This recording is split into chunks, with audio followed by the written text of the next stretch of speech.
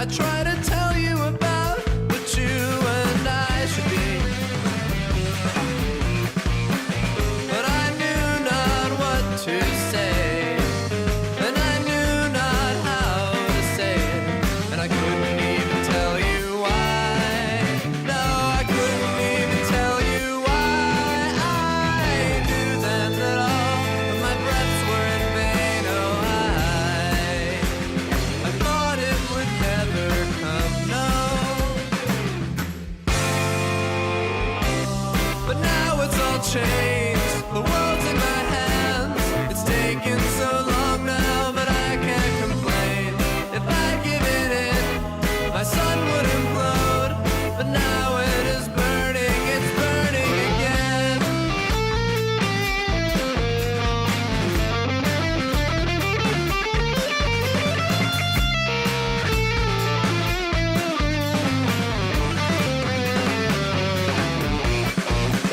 Well, I don't think that I've ever known for sure the world is the way it's supposed to be. You've always seemed to be far beyond my boundaries.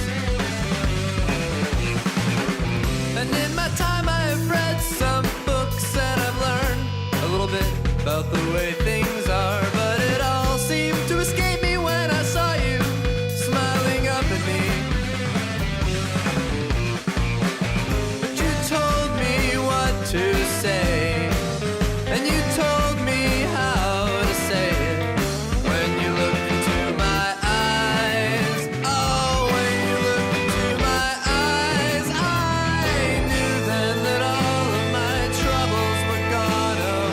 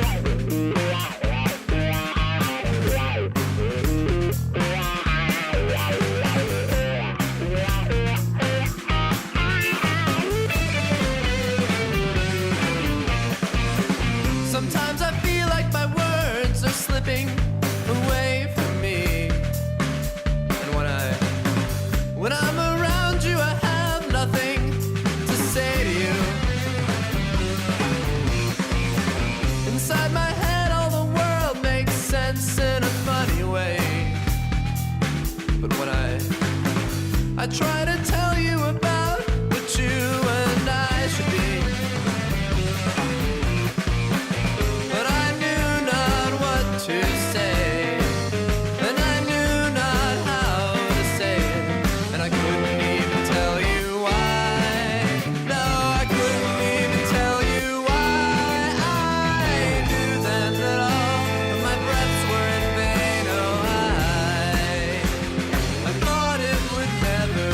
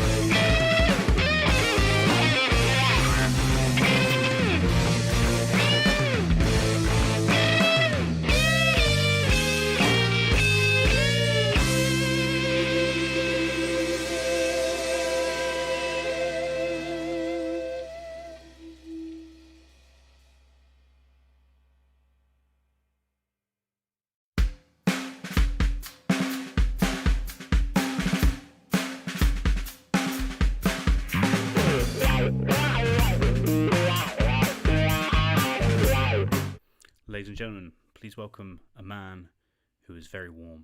Very, very warm. It's Lewis Jones. Stop it. Stop it, you people. Thank you very much. Hey, how's it going? How are you? Are you well? I hope you're well. Warm, innit? It's warm. It's warm. I've mostly been trying to stay out of it. And it's worked. I mean, I would be staying out of it anyway. Outside, hate it. Rubbish, no time for it. Indoors, that's where it's at. But been quite useful. The window, you see there, all winter long, I was like, well, that's really annoying because I get no sunlight here. I can't wake up. I was using that for my excuse for not waking up, of course. But now it's actually really useful because there's no direct sunlight into the room, so it stays pretty cool in here. Trying to get out a bit, but what are you gonna do? What you gonna do? Anyway, I hope you're well. You're ready to quiz. I'm really happy with this week's quiz. I'm really happy with every week's quiz. You know that. I do a good quiz, sure, but I think it's an exceptionally good quiz this week. I'm going to put it out there. I think it's a really good quiz. I think I've done well. Deal with it. It's hard. It's definitely harder. Definitely harder.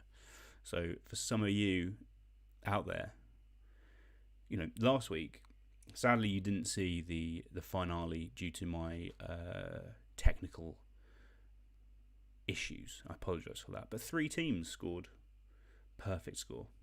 That's too many, isn't it? Too many teams being perfect.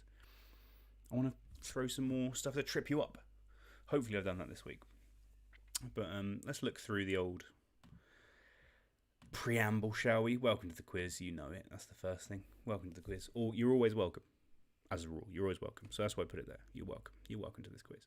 Number 2, how this quiz is going to work. You know by now.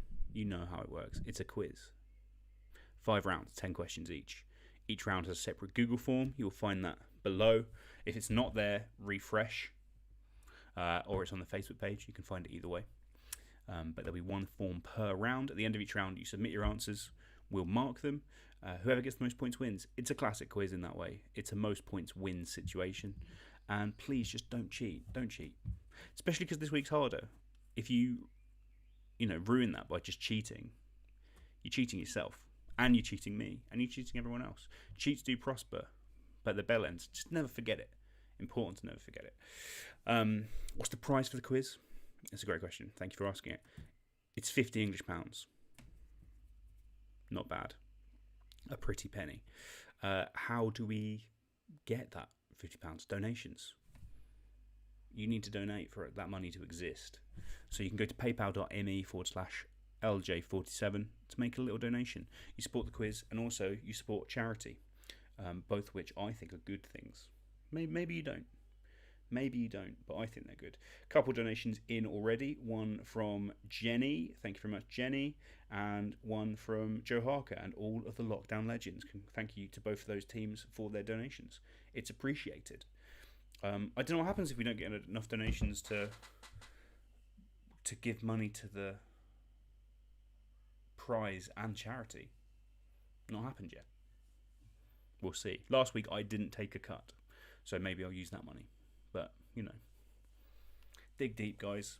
Last week, the charity that we gave to was the Smile of Aaron Trust, who help children with brain tumours.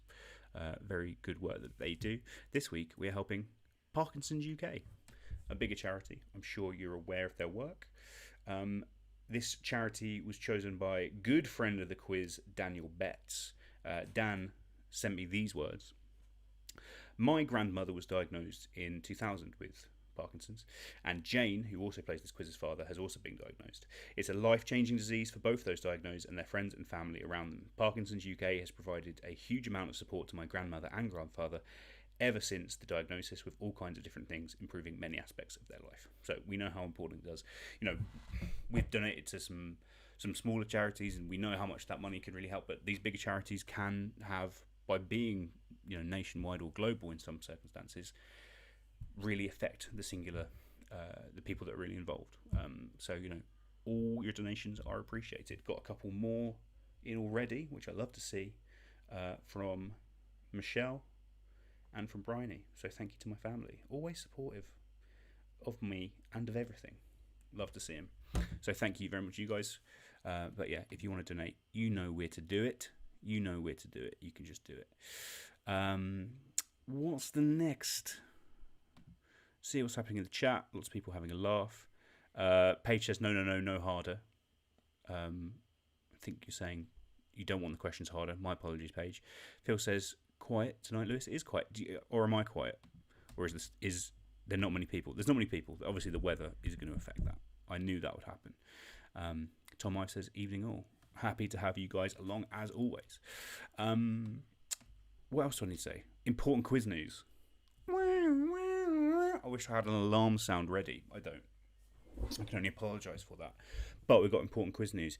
Next week, there's going to be a guest quiz. I know we only had one the other week. We're having another one. Deal with it. I'm very excited for this one. It's going to be Helen Wilson. She's right there. She's watching the quiz right now. She's going to be the guest host next week on July the 2nd. I'm very much looking forward to that. I like doing a quiz. You know, as much as I like writing and presenting the quiz, I like doing a quiz, and I'm sure Helen's is going to be excellent. Helen is extremely talented and artistic, and I'm sure she's going to bring elements of that into the quiz. It'll be a much nicer looking quiz, both in terms of the person presenting it and in terms of the, you know, I mean, I make this quiz work, but it doesn't flow. It doesn't flow all the way, you know, the way that the bits. She'll make it work. She's very good. So that'll be good. And then the week after that, July 9th, it's the last quiz. I know, it's the last quiz. For now. It'll be week 16. 16 is a great number. One of my favourite numbers. Because it's 4 times 4. 16. It's also 2 times... It's also a square. It's a square, which when you square it again gets a different square. It's a good number. So that'll be the last quiz. For the summer, probably, maybe forever. I'll probably do occasional little ones here and there. But for this main period, I think that's it. We'll see what happens when the old second wave comes. So you can look at it. You can look at it that strong. You say, hey, sure, there's going to be no quiz, but we are going to be able to go out. Oh, we are going to be able to go out. The second wave's going to happen. More people are going to die, but quiz will come back. So, both useful. Anyway, too much joking. Let's get on with the quiz. What's the quiz? This week, round 1 is on nans. Every week, the first round has a 3-letter word that I use. Last week was M. We did mans. This week, similar but different. It's nans. Not a tribute to my nan, though slightly inspired by my nan. I recently wrote my nan a letter. I used pen and paper and used a wax seal. She really appreciated it. She sent me a lovely letter back. Couldn't read it. Her handwriting is insane. But still, a lovely thing. So all of these answers will have the letters N-A-N in them. And as I said, they're a little bit more difficult. Deal with it. Let's go. Question number 1. Which word, meaning an event which creates sudden wealth or fortune, gave its name to a long-running US Western TV show? Which word, meaning an event which creates sudden wealth or fortune, gave its name to a long-running US Western TV show?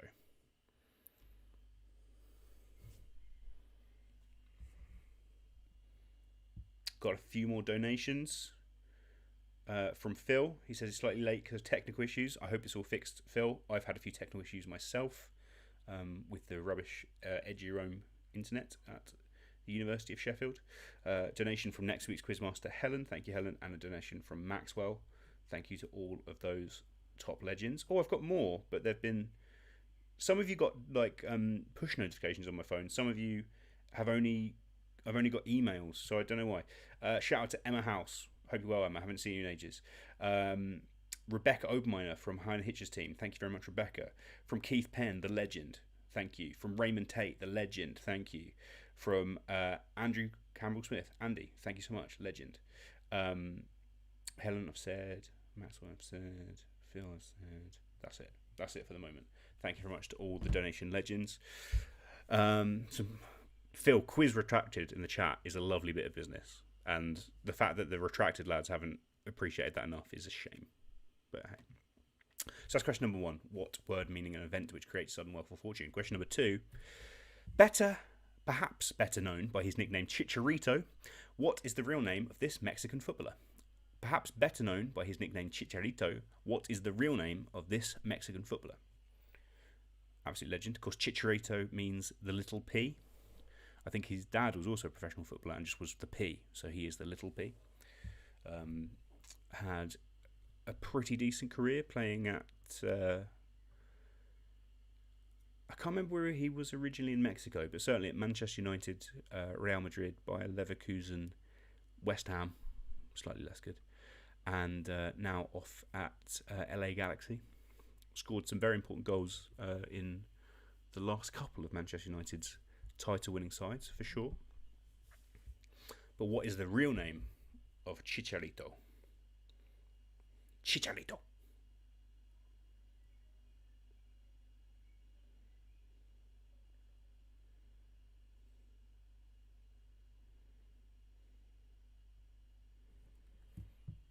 Question number 2. Question number 3. Which author, best known for his detective fiction, was famously tricked into believing that fairies were real in the early days of photography? Which author, best known for his detective fiction, was famously tricked into believing that fairies were real in the early days of photography?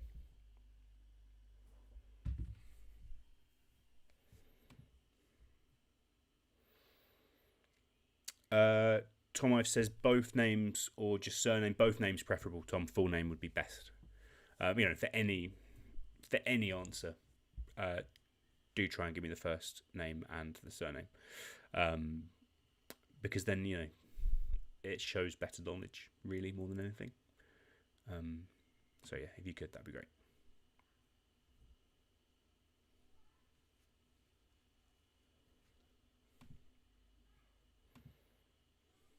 Certainly, every time I've been on a quiz, they've been like, you have to answer first name, surname. Though sometimes it's much easier just to give a surname. When I was on Two Tribes, they had to stop it because there was a question about snooker, and I just said Higgins, and the answer was Alex Higgins, but of course there's John Higgins. So yeah. So that's question number 3. Which author, best known for his detective fiction, was famously tricked into believing that fairies were real in the early days of photography? Question number 4. Taking its name from an American word with similar use to thingamajig, what TV programme has aired once annually on BBC Two since December 1993?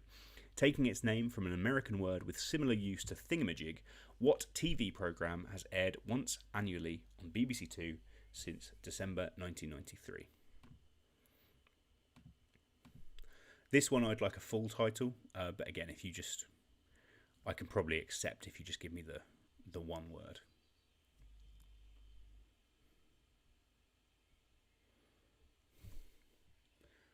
I just realised I haven't got a water, so I'm going to go get water. I'll be right back.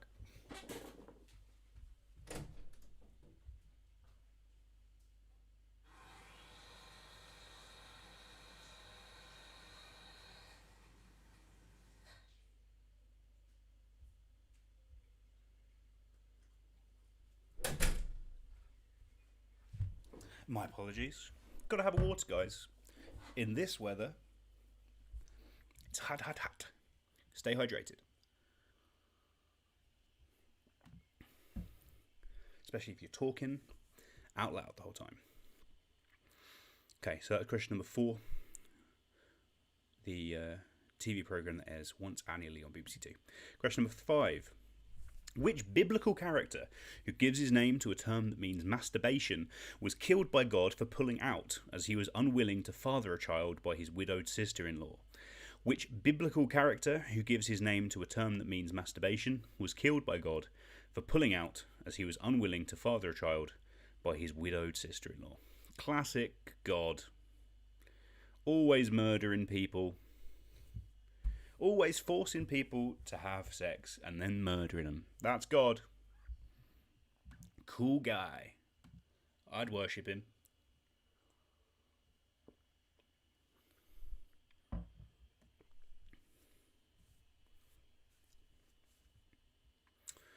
Bible's really weird, guys. I'd say give it a read, but, come on, you got stuff on. But, you think of a question, you go, okay, I need to add some information to this question in order to give it some flavour. And then you find out it's mad.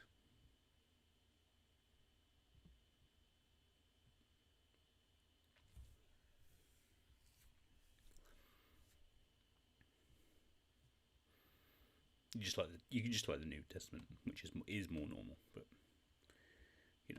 seems weird to ignore the first bit as well. So that's question number 5. Question number 6. Which Scottish actor took his stage name from a member of the Pet Shop Boys? Which Scottish actor took his stage name from a member of the Pet Shop Boys? I believe this guy's actual surname was MacDonald. But he was reading a copy of Smash Hits, and there was an interview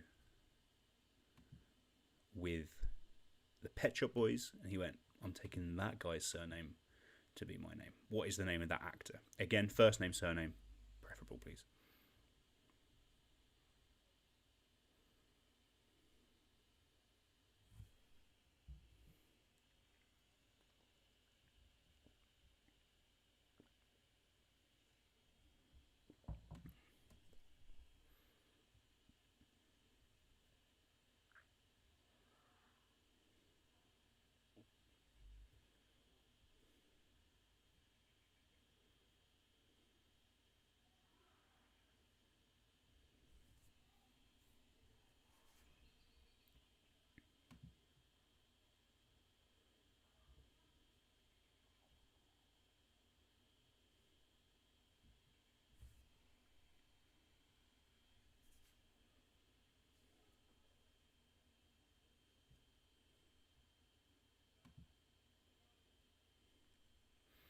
It's weird. I knew it'd be quiet tonight, but it's quiet in the chat.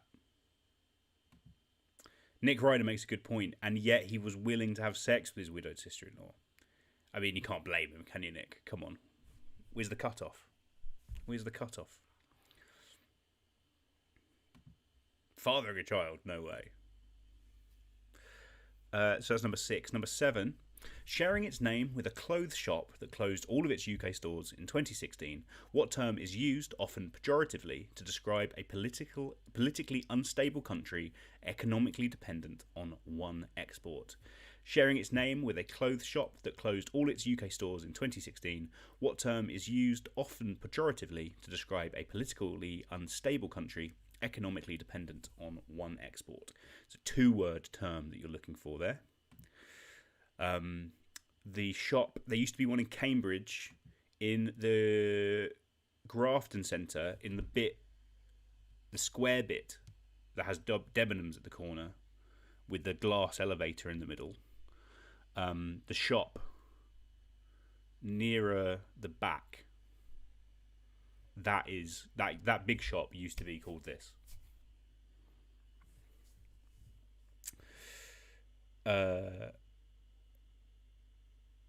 Paige says, I can tell we're going to do good today. I believe in you, Paige. I believe in you big time. It's, I thought there's going to be fewer people here. Let's challenge them. But fun. The most of it is that we're going to have fun, and that's what it's always about. The quiz is about fun and questions. The questions are the format for fun. Tom Ive says, thinking, that is the price of tricky questions. Too true. I love to give you thoughts. Austin says, when you sip from your water, the stripes on the glass line up with the stripes on your t-shirt when orientated properly. Interesting. I will try and... I'm just watching myself now. Maxwell says, Nan Summers, which is a lovely bit of business. More of that. More of them, please. So that's question number 7, sharing its name with a clothes shop. What term is used often pejoratively to describe a politically unstable country economically dependent on one export? Question number 8. Who was the first female MP to take their seat in Parliament representing Plymouth Sutton from 1919 until 1945? Who was the first female MP to take their seat in Parliament representing Plymouth Sutton from 1919 until 1945? Often confused as being the first female MP. I think that was it. Constance Markowitz, I think, who was a Sinn Féin MP, and of course Sinn Féin MPs refused to take a seat in Parliament and pledge allegiance to the old Queen, and who can bloody blame them? So this is the first person who represented in Parliament itself. Got into some good old humorous dust-ups with Churchill, some great back and forth, some great quotes. Of course, she was a big anti-Semite and thought the Nazis were all right. So, you know, you got to take the rough with the smooth. I'd rather there was no rough, and I'd rather that, you know, we didn't build statues to anti-Semites. But crazy old time out there, guys. Crazy old time. So who was the first female MP to take their seat in Parliament, representing Plymouth Sutton from 1919 to 1945?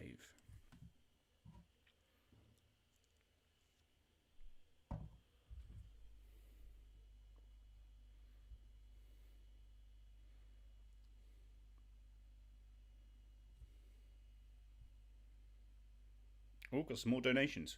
Whose donation? Benjamin Riches. Thanks, Benjamin Riches. I mean, considering all the riches you've got, I'd expect to get the donation. So thank you very much. From Nick Ryder. He says he's not quite so confident this week. That implies you're confident every other week, Nick. Only one win under your team's belt, but I'm sure you'll do okay. And to Victoria Ives, thank you very much. A lovely bunch of people. All donations appreciated, as we've said, raising money tonight for Parkinson's UK. So that's number 8, who was the first female MP to take their seat in Parliament. Question number 9. A common poetic technique. What word means repetition of similar vowel sounds, such as in Shakespeare's "His tender air might bear his memory"? I don't know if you can see it that well, but the E sounds there I have I've made bold so you can see them slightly. So, a common poetic technique. What word means repetition of similar vowel sounds, such as in Shakespeare's "His tender air might bear his memory"? I believe rhyme is an example of this. Of course, is a more strong repetition, a rhyme, but partly the same.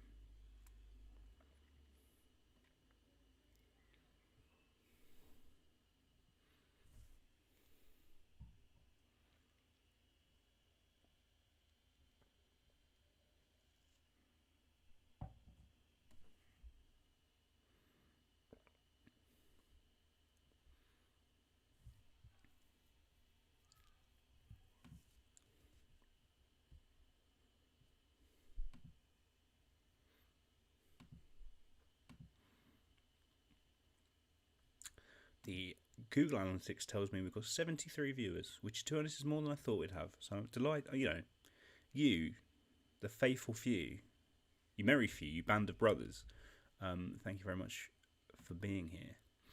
So question number 9. Question number 10. Another picture. Which legendary Scouse TV presenter is this? Which legendary Scouse TV presenter is this? Him dressed like that is maybe the confusing bit. But if you look at the face, I'm thinking we'll go, no, it's clearly that guy's face. And remember, N-A-N or Nan is in every single one of these answers.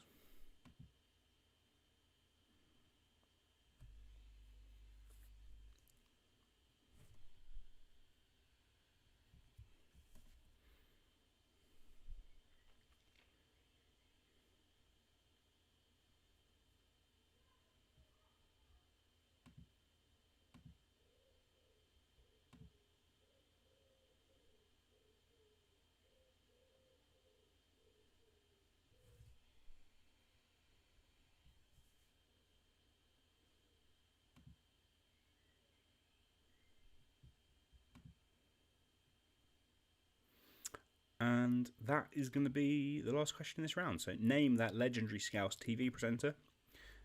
Pop it in your own answer box. And then make sure you've answered every question. It's the first round. You know they've got Nan in them. Put Nan in all your answers. Just write Nan. It might not work. But maybe think, you know, a word that has Nan in it. Maybe a name, a fruit, something like that. Pop it in. Spell your team name correctly. Make sure you spell it the same every single round. That's the important element. Then press submit. It will come through to me and Alice so we can mark them. So I'm going to give you a few minutes. Let's take you up to 8 p.m. To get those in, and we'll go through the answers. I'll see you in a couple of minutes. The curtain's still lowered, it's just before dawn. I'm standing here wondering I've waited so long. By the time the clock strikes 6, I'll be somewhere far, far away. No matter all the tears you shed when you asked me to stay.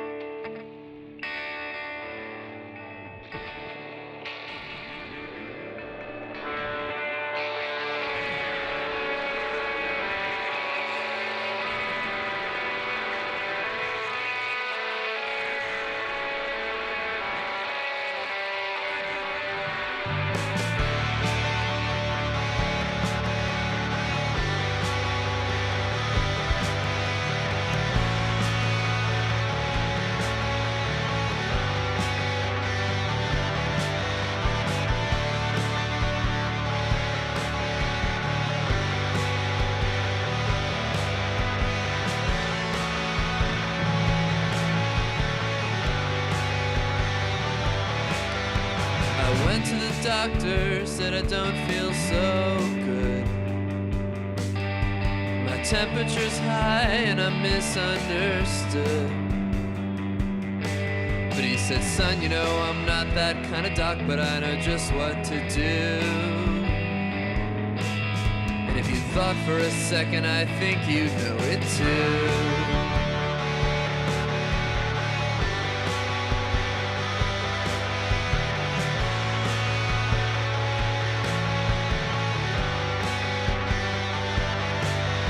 I went to the preacher, said, Father, I've sinned. I spent my whole life living out on the fringe. But he said, son, you know, well, that's not a sin, but I know just how you feel. Yeah. I think you should go out and find something real.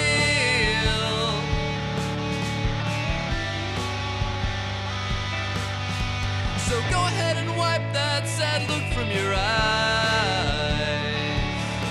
I'm a magic man, you know, you shouldn't be so surprised. I've had a lot of practice, so really there's nothing to fear. Won't all of you please sit back, relax, and watch me disappear?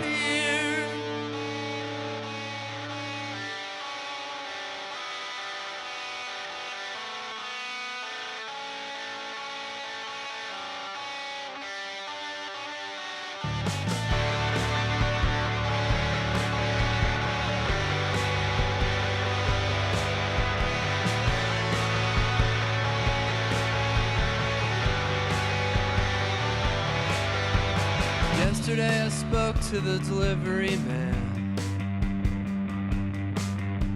I told him I'm running as far as I can. He said, son, I don't really know you, but I hope you find what you're looking for. And if you gotta go, you ought to do it with style. Hello, we are back. What's happening in the chat? Tom says he crashed and burned it that round. I'm sure it was okay, Tom. It's a difficult round. I don't think every round is actually that difficult.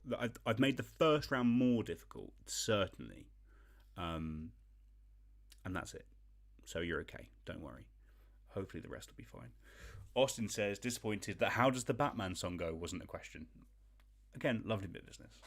I enjoy the chat. I enjoy you all in the chat. I also enjoy your donations. Got another donation in from Catherine Rayson. Thank you very much, Catherine. The more donations, the better. As a rule, it works as a rule of thumb. I would love some donations if you want to give them. So thank you very much. Let's take a look at what answers we've got in for that last round. Just had Nightmare. My able assistant Alice ordered a KFC this evening. She ordered strips. Why wouldn't you? Strips are the best thing. And they didn't have strips. They ran out of strips, so they sent her wings. Nightmare. Absolute living nightmare. Will that mean that you're marked more harshly this evening? Could do. Wouldn't be surprised, because, I mean, that's a war crime as far as I'm concerned. I hate wings. Who's eating wings? No, thank you. Anyway, looking at the sheets. We've got about 30 in, which is not bad. And some good. Rory's doing the quiz. Glad to have you doing the quiz again, Rory. It's been a while. Love to see you involved. And Sauron. Apparently Sauron's doing the quiz. Team captain of team betrayed by us by all, which is, great. Who doesn't love a bit of Sauron? I thought you were defeated at the end of the Third Age, but you're here tonight, and that's all that matters. So, I think that's everyone in. Let's take a look at what the answers were in that round. On Nans. Question number 1. The word meaning an event which creates sudden wealth or fortune, which also gave its name to a US Western. That's bonanza. Oh, we're having a bonanza. I can't think of another context. We're having a bonanza. We're always saying that. Which US TV show? I think it's the second longest running Western after Gunsmoke. That's only like 400 episodes. Number 2. This footballer, known as Chicharito. What's his real name? His real name is Javier Hernandez. Good guy. Once kicked a ball into his own face and scored, which was impressive. Number 3. The author, best known for detective fiction, famously tricked into believing the fairies were real. The detective fiction, The Real Clue, because that was Sir Arthur Conan Doyle, who created Sherlock Holmes. Number 4, taking its name from American words similar to Thingamajig, what TV program has aired once annually on BBC Two since December 1993. That is Jules Holland's Hootenanny. Give Hootenanny the bit that you needed. Number 5. The biblical character who gives his name to a term that means masturbation, that was killed by God for pulling out as he was unwilling to father a child by his widowed sister-in-law. That is Onan from, I think it's Genesis. I think it's from Genesis. Onanism. Slightly outdated term for masturbation. I think the linguists out there, I'm sure, will tell me for sure, but I'm pretty sure there's a couple of languages where that is just the only word for masturbation, or the main word. Number 6, the Scottish actor who took his stage name from a member of the Pet Shop Boys is David Tennant, the 10th Doctor, of course. Took his name from Neil Tennant, the lead singer of the Pet Shop Boys. Question number 7, sharing its name with a clothes shop. What term is used to describe a politically unstable country? That is a banana republic. Number 8, the first female MP to take their seat in Parliament was Nancy Astor.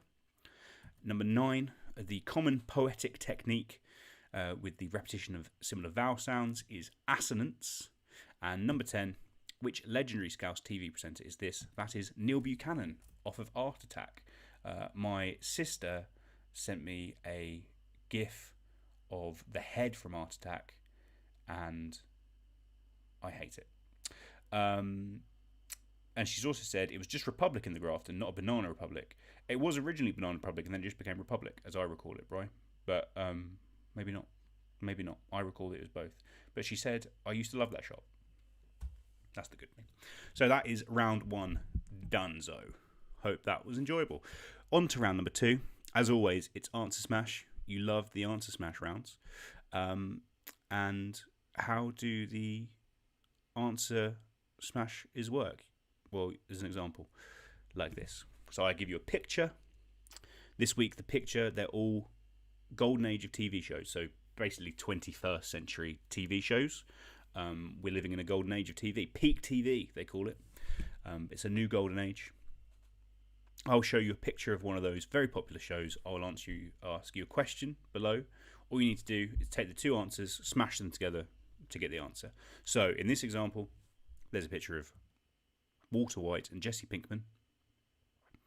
Heisenberg. Of course, that is Breaking Bad. And the question below, in 2004, Gail Ems and Nathan Robinson won an Olympic silver medal for Team GB in which sport? As badminton. So the correct answer would be Breaking Badminton. You smash it together. That's how it works. I believe in you. So 10 of those. It'll be good. Let's see what's happening in the chat. Harry says, Lewis Jones 2020, make quizzes hard again. You're damn right. Daisy said, do we get a point just for Hootenanny? Yes, I'll give you a point just for Hootenanny Days. Paige says she bloody loved Art Attack. Who didn't? Hell of a show. Miz says she did not recognise Neil Buchanan. It's good, isn't it? Apparently he's in a rock band. He loves to rock and roll. And Harry says, my dad had an heart attack. Don't eat too much cholesterol, kids. Very, very important. Great message, I think, sent by Harry there. Both literally and, physically, the message. Anyway, let's get on with these smashes, shall we? Question number 1, this one. It's a good show. I talk about it a lot. In fact, I recommended it on this quiz for quite a few weeks. It was one of my recommendations in the breaks. It's a wonderful show. Check it out if you can. So take that show and combine it with, also known as the climacteric. What word is used to refer to the cessation of menstruation in human females? Also known as the climacteric, what word is used to refer to the cessation of menstruation in human females? That's not a hard question. I've just, I've gussied it up slightly, perhaps, and made it seem harder. It's not at all.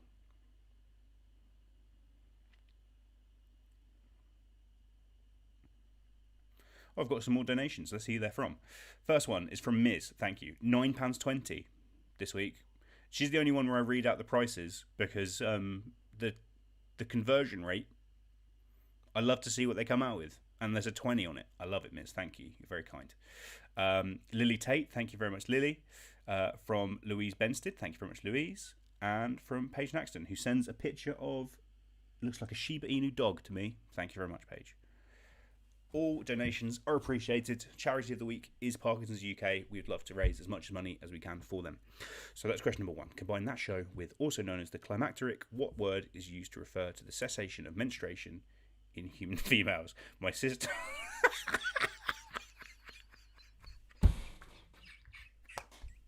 My sister texts me, you're obsessed with menstruation. I don't know why, but hey, thanks, bro. So that's question number 1. Question number 2. Take the name of this show. Great show. One of the best shows. I love it. And combine it with, popular in recent times, YouTube hosts over 13 million videos that aim to stimulate which tingling sensation? Popular in recent times, YouTube hosts over 13 million videos that aim to stimulate which tingling sensation? I just need an acronym for that answer at the end, but combine the two shows. Lovely picture there. What a couple of guys. Jack Wilson says, this is an art attack. And I assume that Jack wanted someone else to say, this is an art attack. And then for someone else to say, this is art attack. No one's done that, so I've done it for him. I enjoyed it, Jack. Adam says, breaking badminton, the court has cracks in it, the net's just a piece of string, and the rackets have no handle. We've all been there. That sounds like playing badminton at school. And Michelle says, one for me. Presumably talking about the old change. So, that's question number 2. Combine that show with, popular in recent times, YouTube hosts over 30 million videos that aim to simulate which tingling sensation? Question number 3. This one. It's a good show. It's a very good show. A great adaptation of some novels with some interesting choices. And a fantastic lead performance by old Mads Mikkelsen there. Take the name of that show and combine it with, in which US city did Edgar Allan Poe die? His most famous work, giving its name to their NFL team. In which US city did Edgar Allan Poe die? His most famous work, giving its name to their NFL team. Great to have a question which combines geography, poetry, and American football. Harry's given us a little bit of a rendition of the Art Attack theme tune, including a slide whistle. Thank you very much for that, Harry. Enjoy it. Great use of the slide whistle on Art Attack. Great use of everything on Art Attack, really. They knew what they were doing, didn't they? Though I did recently hear that when they did the big art attacks, there was a certain amount of tracing involved. Neil wasn't just doing it off the cuff, which is disappointing. Is disappointing to hear, but what are you gonna do? Can't win them all.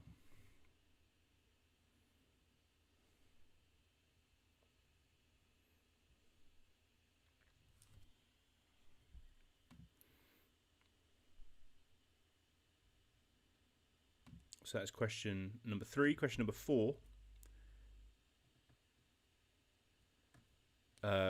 This show on Amazon is a good show.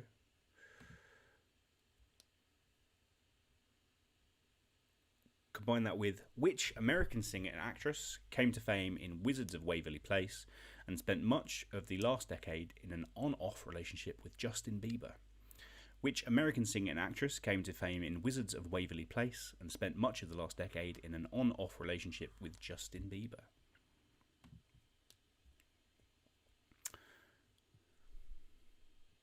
Paige says she likes the one with the salt, presumably talking about the big art attack.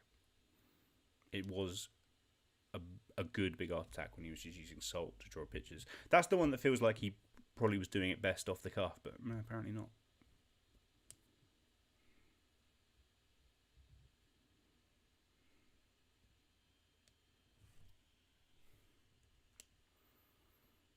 I remember a lot of them just being him making, like, putting bits of clothes places.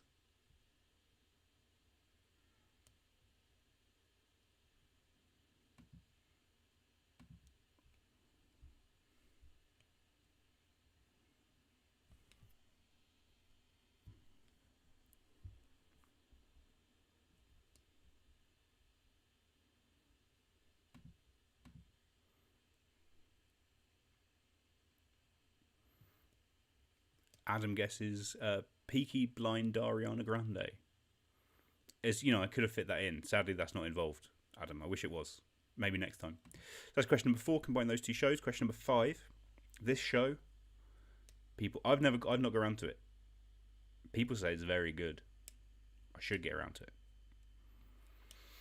Combine that with which 16th century French astrologer is famed for his prophecies that supposedly predicted the Great Fire of London, the rise of Hitler, and 9/11. Amongst many other things, of course. Like all the great astrologers, he wrote some stuff that was essentially vague, and then you could look back and say it was definitely about this. It's not like he wrote, guys, in 1666, there's going to be a big old fire in London. Look out for it. Because that would be a good prophecy. But he probably went, oh, I see flames on a river. That's not as good. Come on, mate.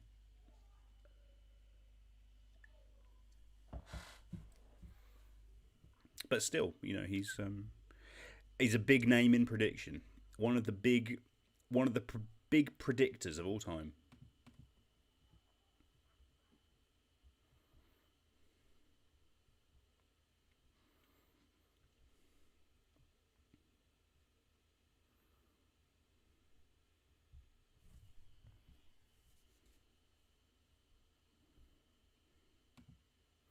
So that's number 5. Number 6. This show, also I've not seen it. I think I maybe watched the first episode once, and I found it slow. Apparently it gets better. I'll get around to it. But I say that about so many things. I've got a whole bookshelf of things that I've got to get around to. But it's not happening. My apologies. The Right Stuff. I'll get there. The Right Stuff looks good. Who wrote The Right Stuff? I can't remember. Is The Right Stuff about the one about the space race? It's not Matthew writes The Right Stuff on Channel 5. There's not a novelisation of that as far as I'm aware. Anyway, so that's question number 6. Combine this show, often cited as one of the best of all time, with which singer is best known for her songs Flashdance, Ellipses, What a Feeling, and Fame. Which singer is best known for her songs Flashdance, What a Feeling, and Fame? From Flashdance and from Fame. Miz says that her and the 16th century astrologer famed for his predictions share a birthday. Love to hear it. Who do you guys, who do you share birthdays with? I love to hear who you share birthdays with. hit us with them. I share my birthday with Evander Holyfield, Philip Pullman, and Big Sam Allardyce. So, a strong 3. That's a dinner party that I would held.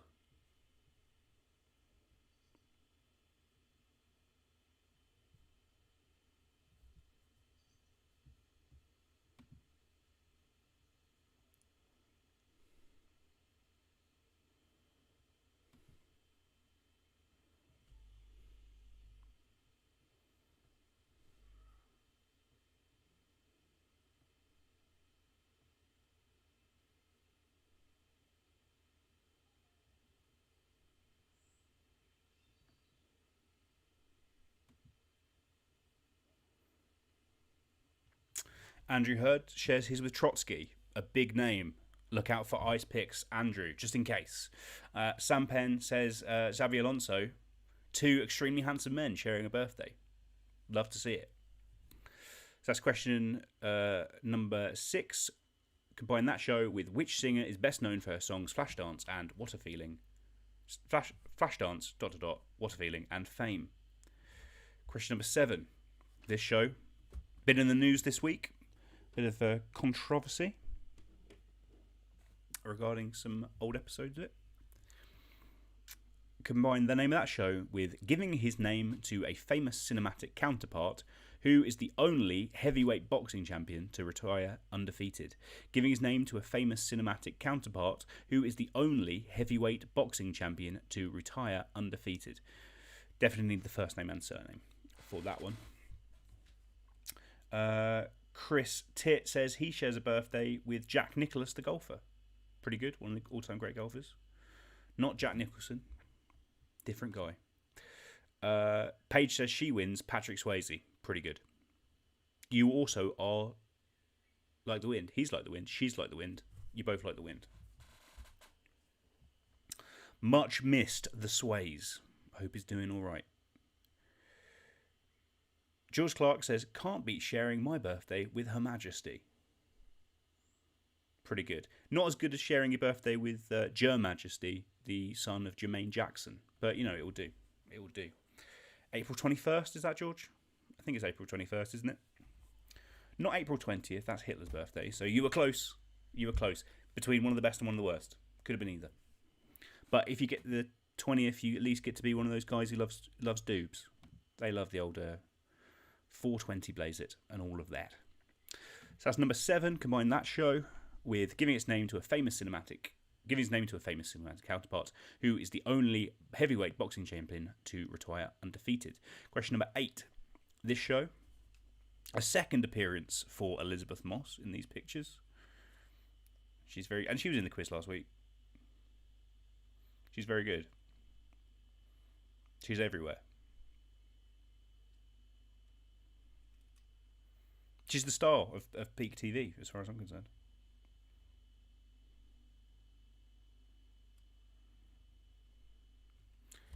And combine it with who replaced Arlene Phillips as judge on Strictly Come Dancing before leaving to become judge on Britain's Got Talent. Who replaced Arlene Phillips as judge on Strictly Come Dancing before leaving to become judge on Britain's Got Talent. Not Britain's Got Talents. That's a different show. It's about eagles. She's got a picture from Sophie. Big fan of the quiz. And she's got the quiz up in the blue moon on a big projector screen, which is beautiful. I hope that the luminosity of my face doesn't burn out your bulb there, Soph. Not a euphemism. Just a fact. So that's number 8. Combine that show with who replaced Arlene Phillips as judge on Strictly Come Dancing before leaving to become judge on Britain's Got Talent. Question number 9. This show is really good. Harry says that he shares birthday with Carlos Valderrama. Great. Big one. I mean, I would love to see you with a Valderrama-esque hairdo. If you can maybe arrange that. I think that'd be a great look for you, Harry, to be honest. Pop it on yourself. So combine the name of this show, little Martin Freeman there, with what is the most used web browser on the internet, being used by an estimated 2/3 of all users. What is the most used web browser on the internet, being used by an estimated 2/3 of all users? That is a lot in it. That's a lot of people. But it's a good browser. It's the one that I'm looking at you through now on it. So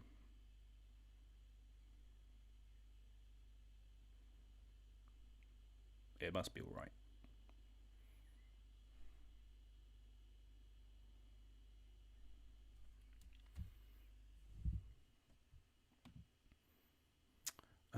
Mum just checked. She shares a birthday with Rasputin. Wow. Let's hope that you are also semi-immortal, like Rasputin.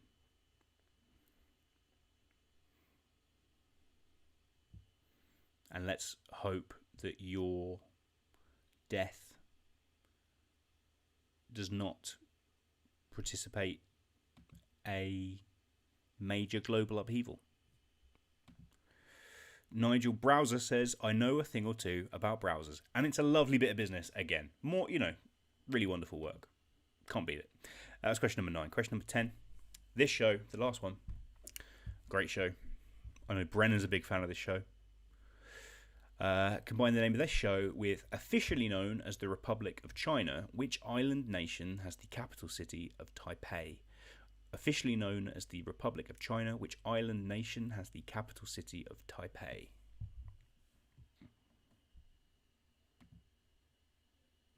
Adam Dickinson says cocktails. It's always cocktails. That's the secret. Like the old... what's his name?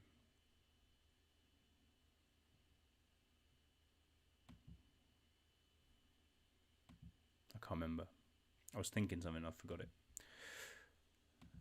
It was going to be good as well, so it's a shame. You've really missed out, but I zoned out. Tom says Anthony Hopkins, not bad. One of the best. Love Hopkins on Twitter.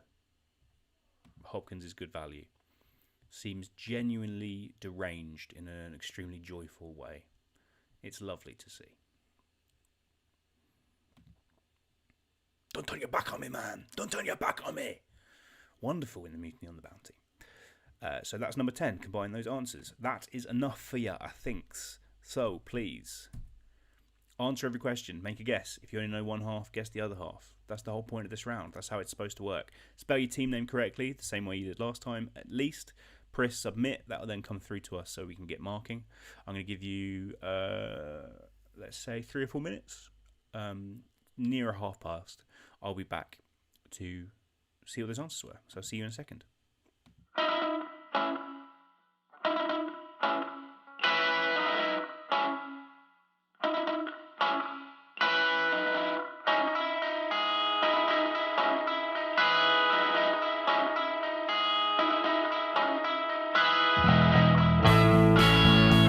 And lately you haven't been listening the way you used to be near me. But I can't let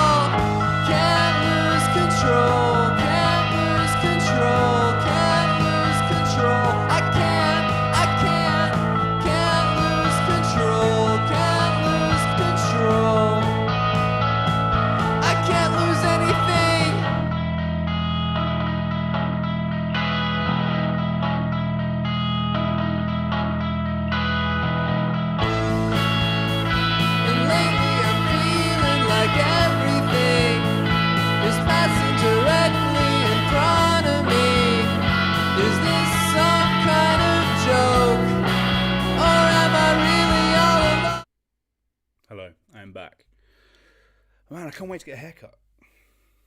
My hair, I hate it. I hate it. I hate it. I hate it. I hate it. But my hairdresser is open now, so when I'm back in Haverhill in a couple of weeks' time, I'm going to pop over and give him a haircut. It's going to be best day of my life. In the chat, Phil Weaver says he shares a birthday with Bobby Charlton. Fantastic. One of the best. One of the all-time greats. A great guy. A hero. A quiet, modest hero. Can't beat him. Can't beat him. Let's see. Have you got your sheets in? Waiting for a couple more. Answers have been pretty good.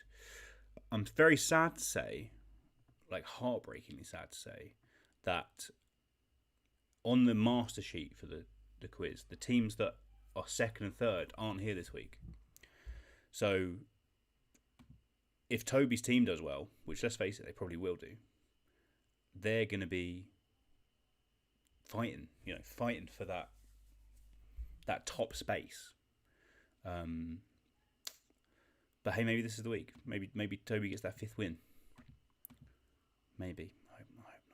I hope not. But I seem to have all the sheets in, which is great. Alex is doing the quiz with Rory. Fantastic. Alex is my roommate, my housemate. He's over there. Flatmate. That probably makes the most sense. I've been doing this quiz for weeks. He's not done it, and now he's here. I'm glad to have you, Alex. A great guy. But I think we're up to 30, so that's everyone. Let's take a look at what the answers were to them questions on the golden age of television. Cue number 1, the show, of course, Mad Men. What a show! And the what happens when women stop having periods is the question. Of course, it's mad menopause, and that certainly is what my mum is having. Not looking forward to going home. Did I write this question so I could make that joke? Yes, I write all of the questions for jokes. Number 2, the absolute boy Larry there, and with the much missed, much loved Marty Funkhauser, Bob Einstein. Breaks my heart.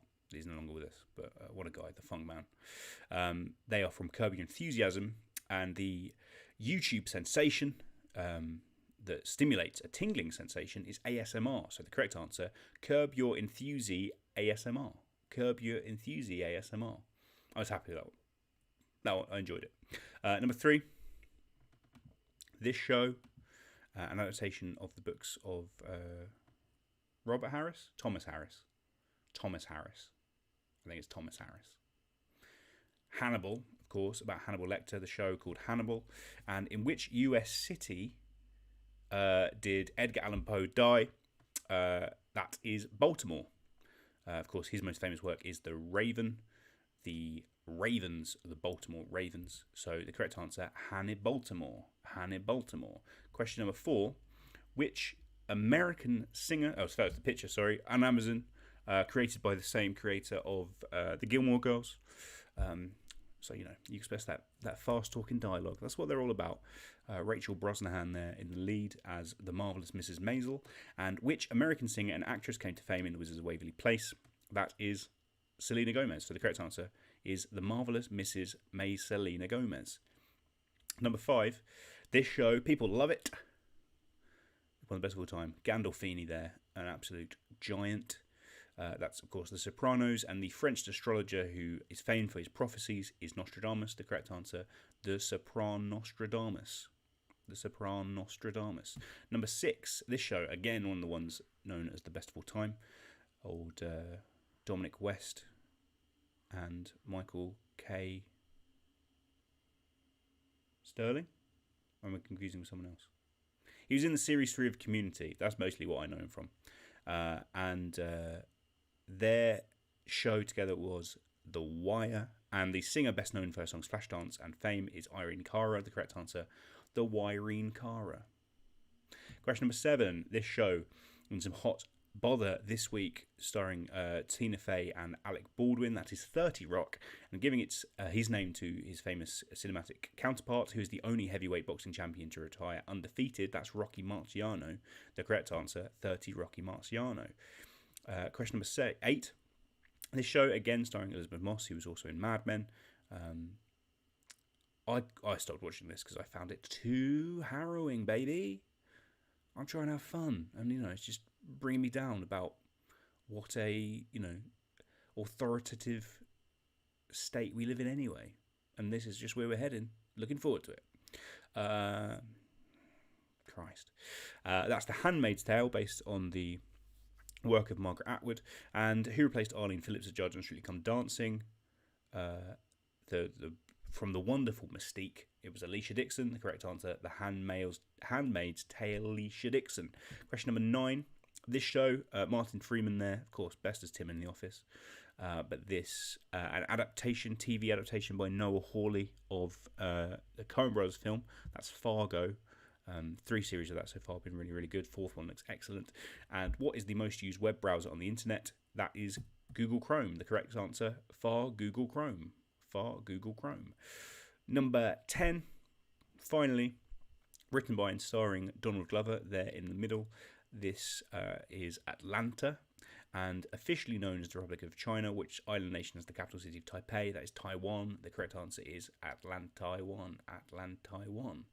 Those are your answers. I hope you enjoyed that. Let's see what's happening in the chat and such. Nick Ryder says he shares a birthday with Konstantin Chernenko, the former Secretary General of the USSR Communist Party. All the big names. Let's see if I've got more donations. I have. Who are they from? From Sam Penn. What a boy. Thank you very much, Sam Penn. And from Emma Clare from the Minty. This week, they did finally win the quiz last week. So this week, the Minty Chocolate Crew, they're called the Minty Chocolate Champions, which is an excellent name. Hope you guys can maybe retain your title. We shall see. So those are your answers in that round. That means we move, as always, through to the music round. And two elements have come towards this music round. Number one, it's been a while since I did the Club Singer, and people have been saying, Lewis, I want to see the Club Singer. We love doing the Club Singer. So we're doing a Club Singer style. I'll be singing 10 songs in the style of Vic Reeves's Club Singer. And today is the 25th of June. 6 months ago, it was Christmas. In 6 months' time, it'll be Christmas. We're at the antipode of Christmas. So I'm going to be singing Christmas songs. So this is the Christmas Club. I'm going to sing some excerpts of 10 songs in a Club Singer style. All you need to do is name the artist. Normally with these ones, I might give you a year. I'm not giving you a year. They're Christmas songs. You should know who sang these Christmas songs because we listen to them at Christmas. But we're so far away from Christmas, we're at the opposite end of Christmas. Hopefully it'll be more of a challenge. That's what I'm hoping. Let's see what's in the chat. Couple teams saying they didn't write Chrome. You'll just accept Google. I'm afraid I won't. The name of the browser is Google Chrome. My apologies, guys. Sometimes I can be flexible. I bet it's, Chrome is the name of the browser. Google is not the name of the browser, the name of the company.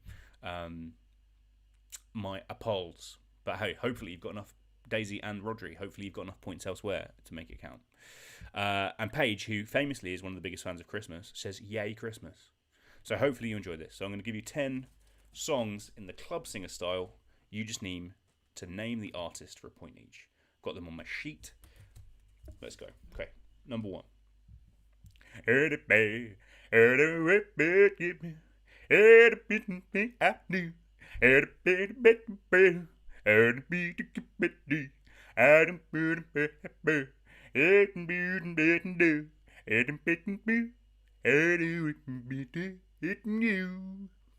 That's your number one. I'm not repeating any of these. If you want to go back, you're on YouTube, you can just scroll back. That's one of the magic things about YouTube. It's just there. You can look back at any point, and especially between the break, you can look back then.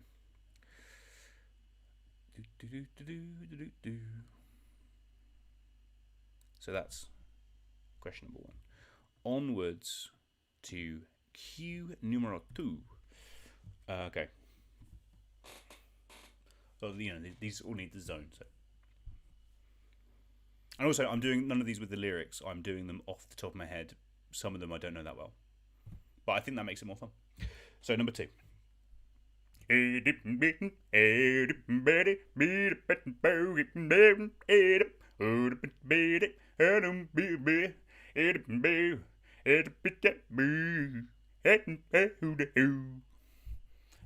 honest. I think sounds exactly like the record, so you should get that one very easily. That's probably the easiest one. Izzy says, such a beautiful voice. Too kind.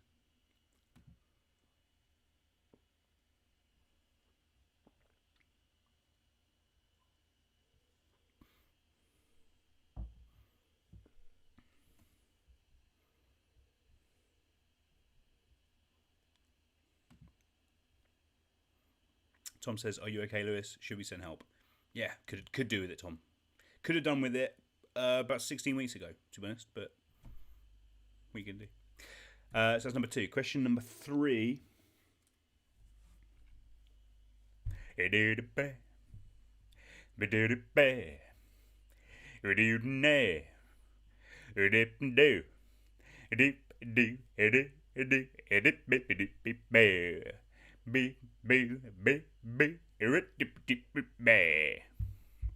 Again, just it's like the record. Phil either says Ed int bedaboo. Know it well. It's one of the big hits, one of the big Christmas hits. You know it, Phil.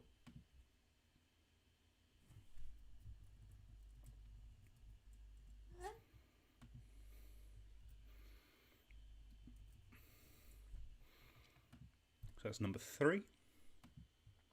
On to number 4.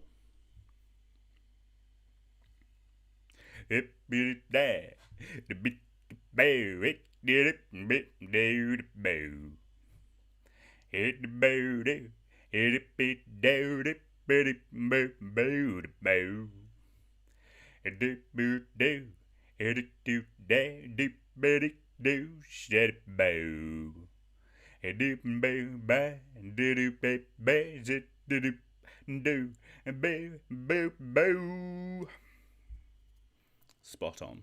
Absolutely spot on. That's number 4. Remember, you're looking for the artist in all of these. Mostly because if he was named the name of the song, they've all just got Christmas in the title, which is not that fun. Name the song. On to number 5. Hey boo, hit the boo, hit my boo, the band boo, hit it boo boo, hit it boo, hit it boo, hit boo, better boo, do the boo, do the better boo, hit it boo, do the do, hit it boo, boo. Spot on. I'm doing them justice. That's number 5. Number 6. I think we're having a streaming issue. I think we're having a streaming issue. Back. I'm checking where we are.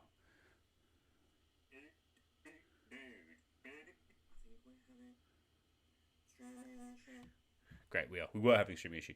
I will do number 6 again. My apologies for that streaming issue. The internet is rubbish. Edgy Rome can do one. Number 6 again. It be knows better bad. Better day. Better bad. Did there. But the better boo. The better boo. The do. There you are. Number 6. Sorted it. Question number 7. This one I have to get in the zone to try and remember for sure. Give me a sec. Okay. Ooh the booda. Hit the booda. Hit the booda. Hit the booda. Do the booda.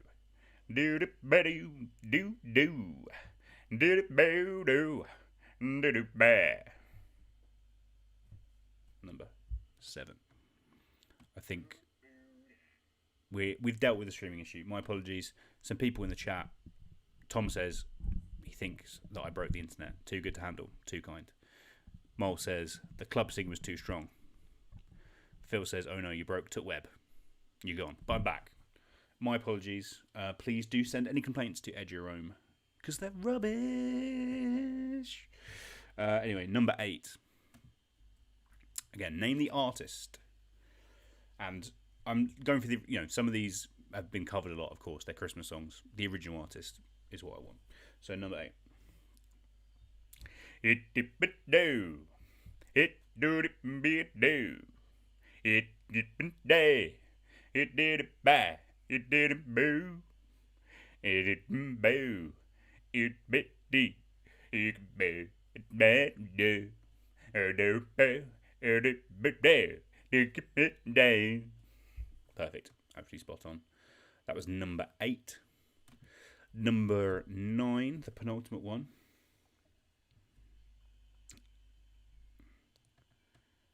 Be as accurate with your artists as pos. Number 9. I'm not going to start at the start in this one. I'm going to jump in somewhere. Okay.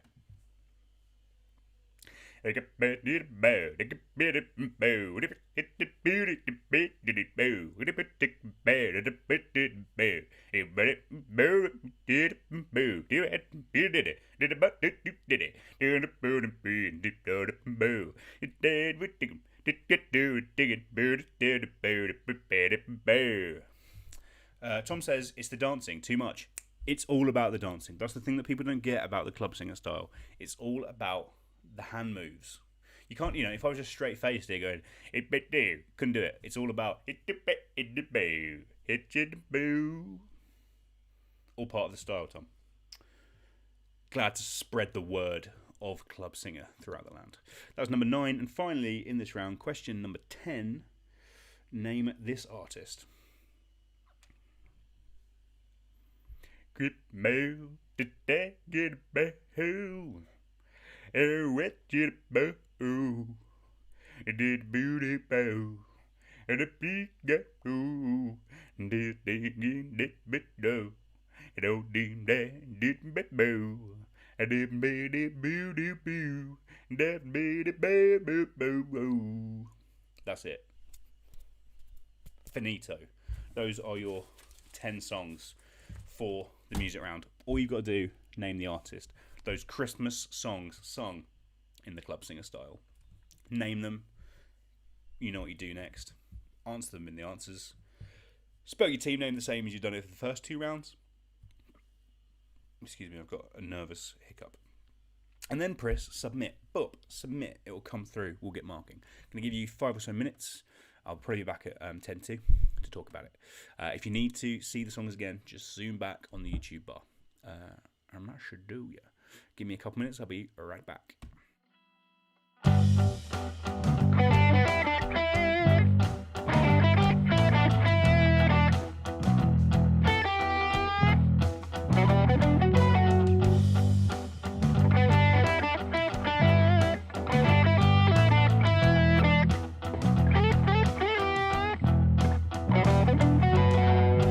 I've wandered up and down the streets of gold, and I've seen the thoughts of those you'll never know. I carry wisdom that you can't ignore.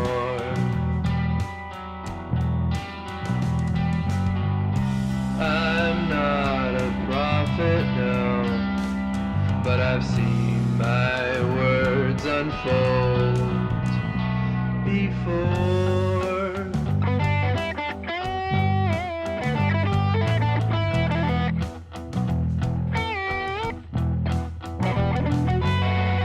And I've seen the cities crushed beneath the flood.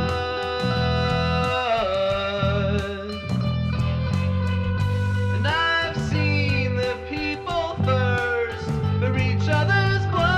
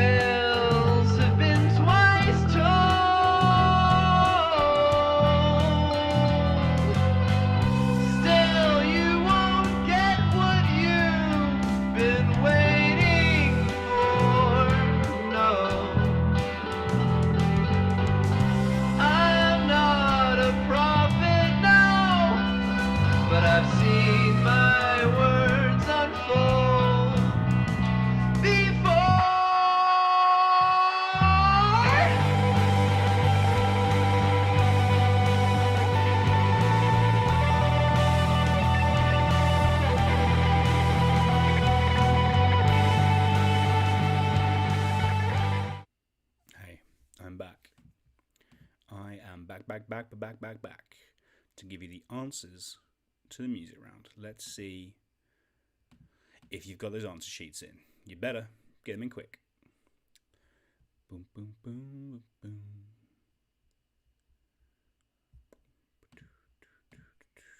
Round 3. Perfect place to have a break because it takes so much out of me doing that round. Some people have got their sheets in. Some people have just...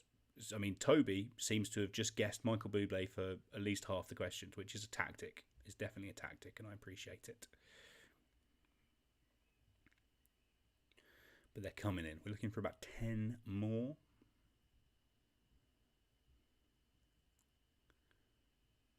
It, you know, impresses me that you understand what I'm doing with the club singing. So, thank you guys. And there's some guesses which I didn't do, and you know, I wish I had. I bloody wish I had.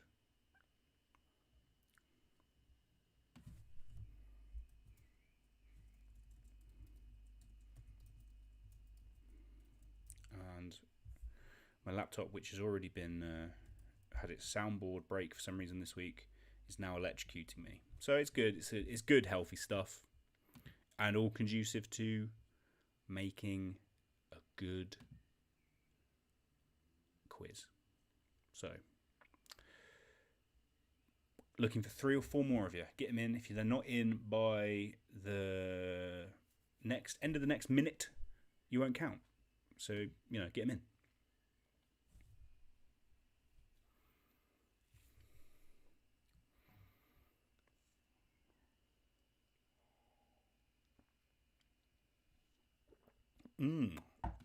Love a water. Who doesn't? God's bounty. Phil says, came back too quick, Lewis. My apologies, Phil. I don't want us to spend too much time dawdling.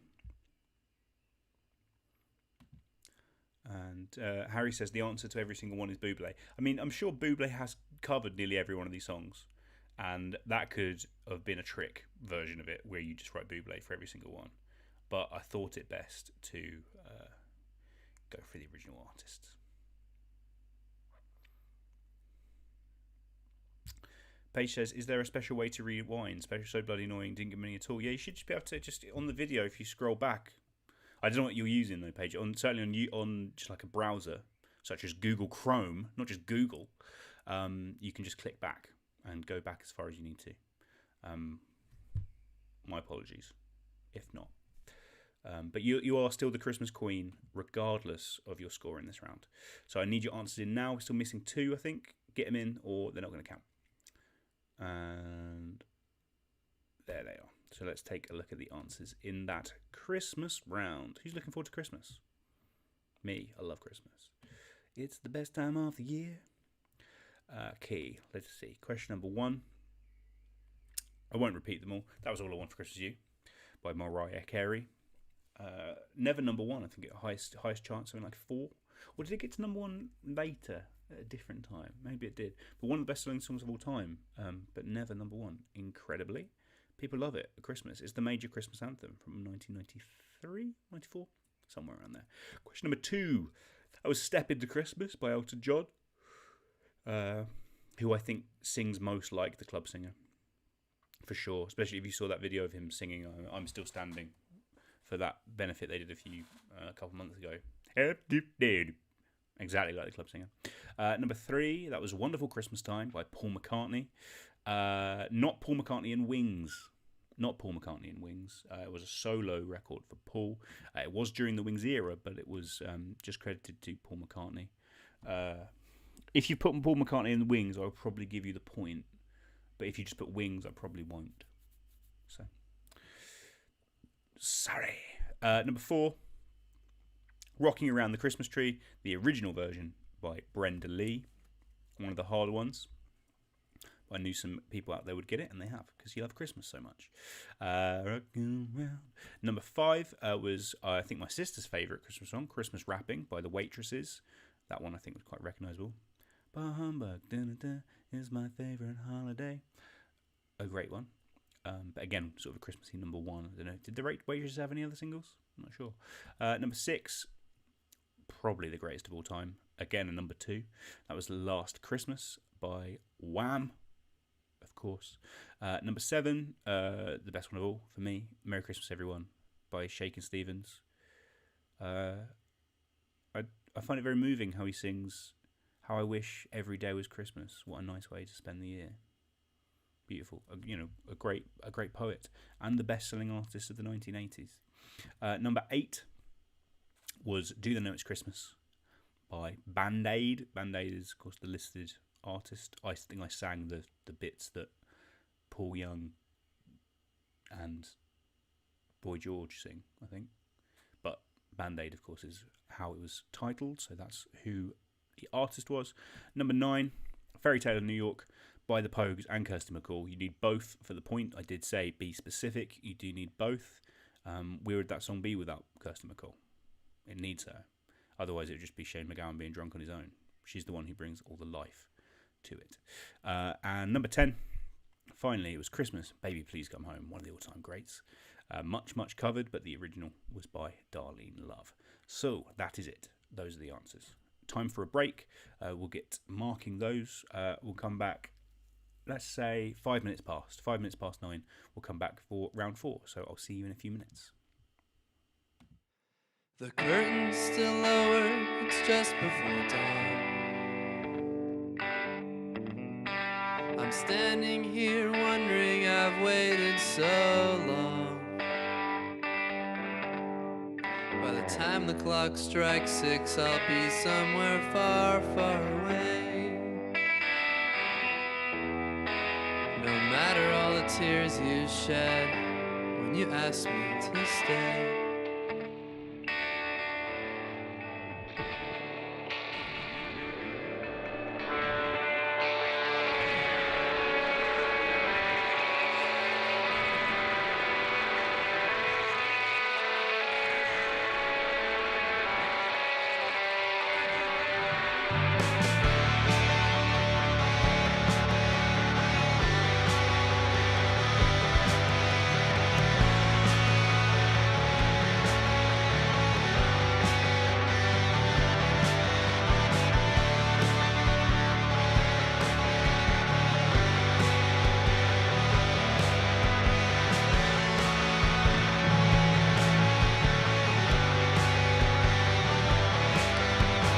Went to the doctor, said I don't feel so good. My temperature's high and I'm misunderstood. But he said, son, you know I'm not that kind of doc, but I know just what to do. And if you thought for a second, I think you know it too.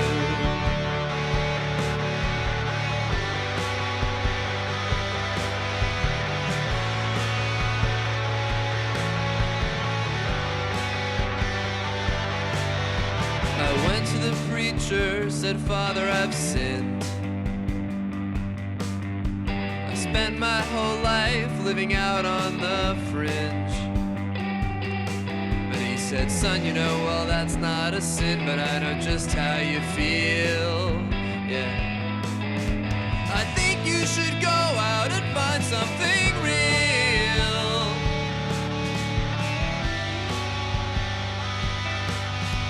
So go ahead and wipe that sad look from your eyes. I'm a magic man, you know, you shouldn't be so surprised. I've had a lot of practice, so really there's nothing to fear. Won't all of you please sit back, relax, and watch me disappear?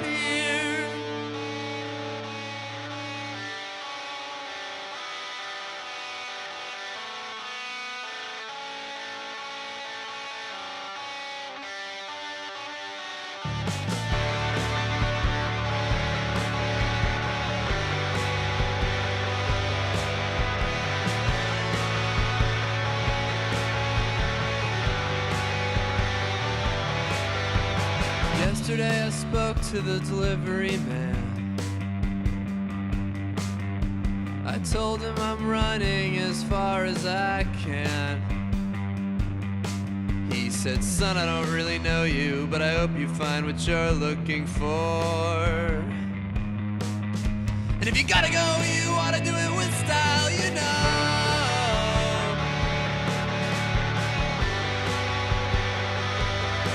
Yeah, so go ahead and wipe that sad look from your eyes. I'm a magic man, you know, you shouldn't be so surprised. No, I've had a lot of practice, so really there's nothing to fear. So all of you please sit back, relax, and watch me disappear. Yeah, so all of you please sit back, relax, and watch me disappear.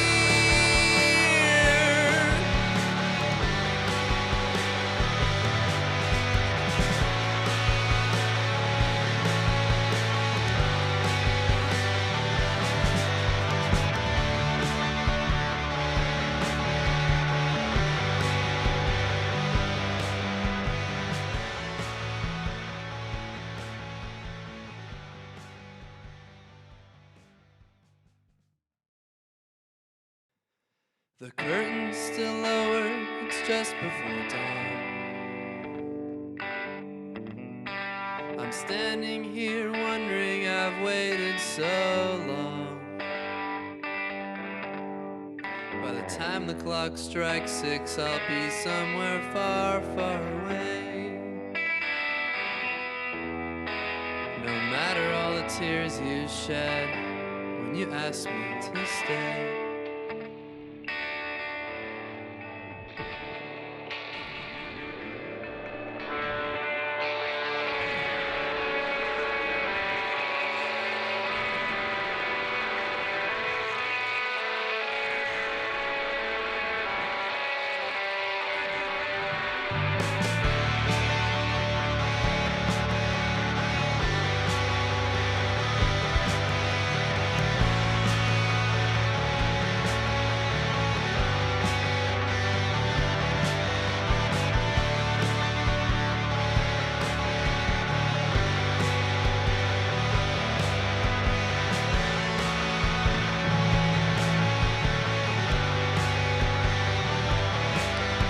I went to the doctor, said I don't feel so good.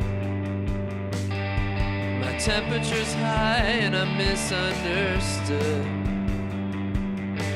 But he said, son, you know I'm not that kind of doc, but I know just what to do. And if you thought for a second, I think you know it too.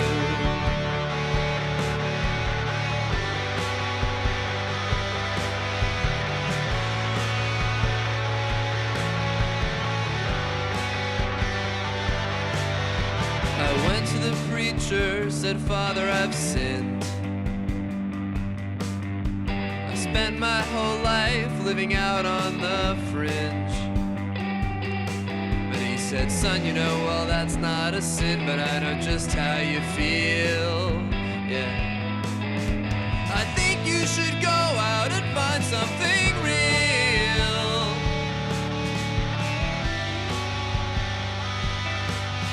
So go ahead and wipe that sad look from your eyes.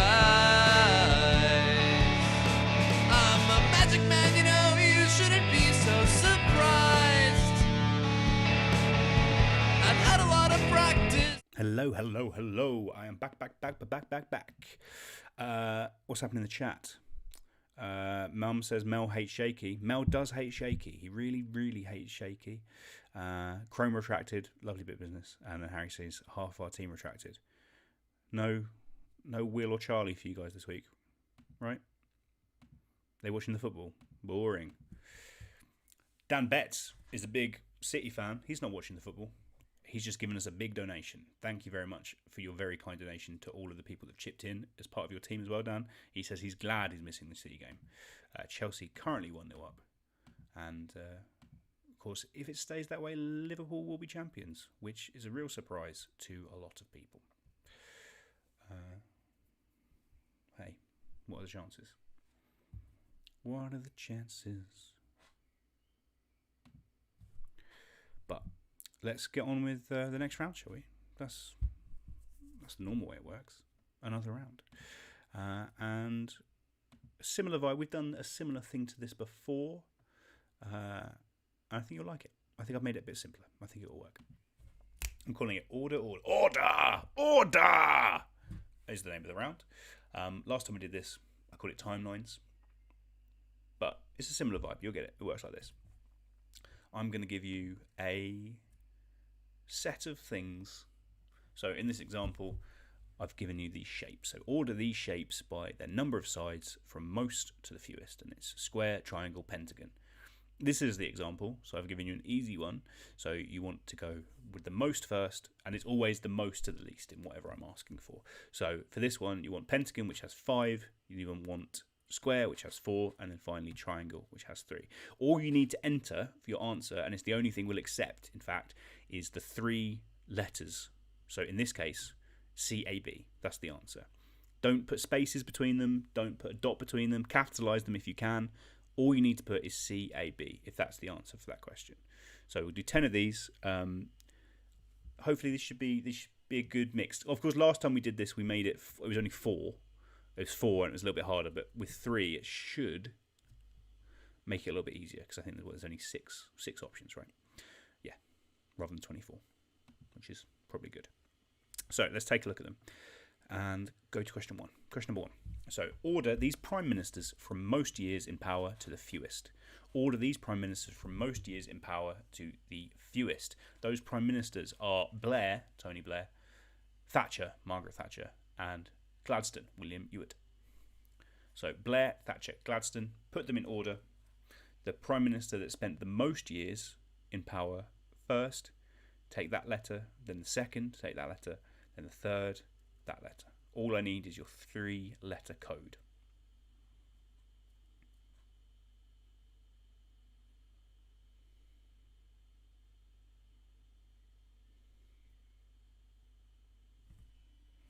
That's question number 1. About Mr. Prime Minister. Harry says that Charlie and Will will be back next week. Glad to hear it. Glad to hear it. Football's done now, isn't it, really? If Liverpool win tonight, you don't need to watch the football. So that's question number 1. Order those prime ministers from the most years spent in power to the fewest. Question number 2. Order these Sainsbury's products from the most expensive to the least expensive. I went onto Sainsbury's.com and found the prices of these products as of today. What is the most expensive? What is the least expensive? So, first one, a Hovis soft white loaf. It doesn't matter how thickly it's been cut. They're all the same price. But a Hovis soft white loaf. B, 2 pints of semi-skimmed milk. And C, a medium-sized pineapple. Not a large pineapple. That'd be £1 million probably. But a medium-sized pineapple. How much is that? So a Hovis soft white loaf, 2 pints of semi-skimmed milk, and a medium pineapple. Put the most expensive first, the second most expensive second, and the cheapest of those 3 items third. Just give me the 3-letter code made up of A, B, and C.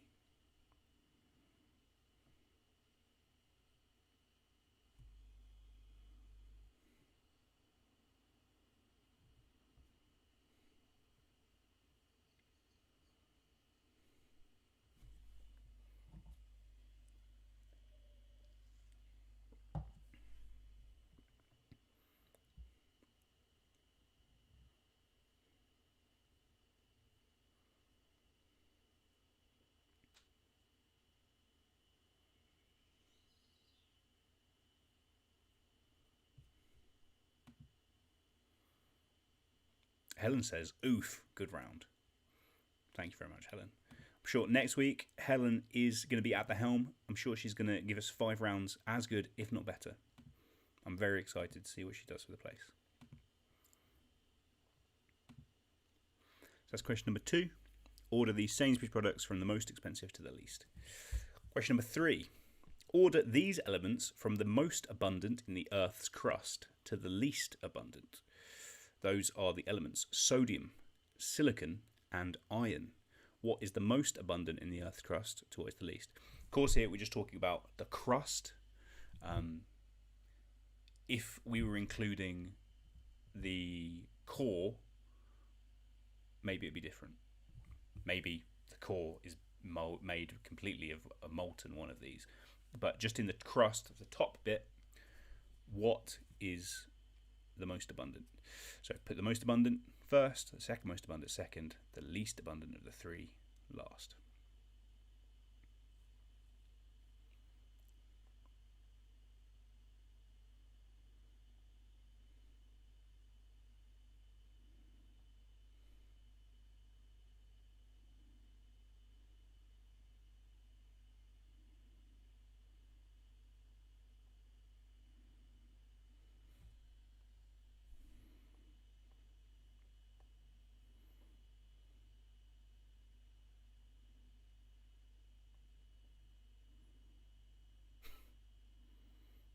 Mel's just sent me something insane, so it's a normal day as anyway, but I enjoyed it.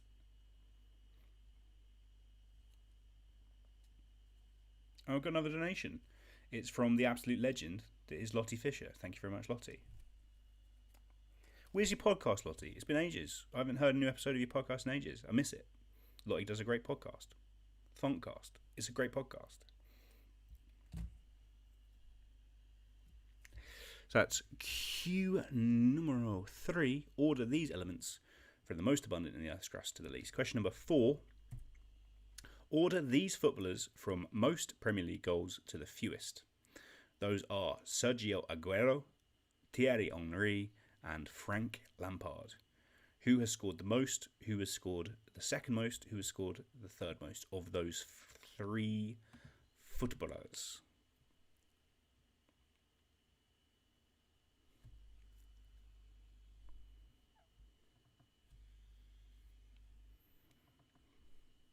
Of course, one of them is currently a footballer, but he's injured this evening, so he won't be playing and adding to his tally.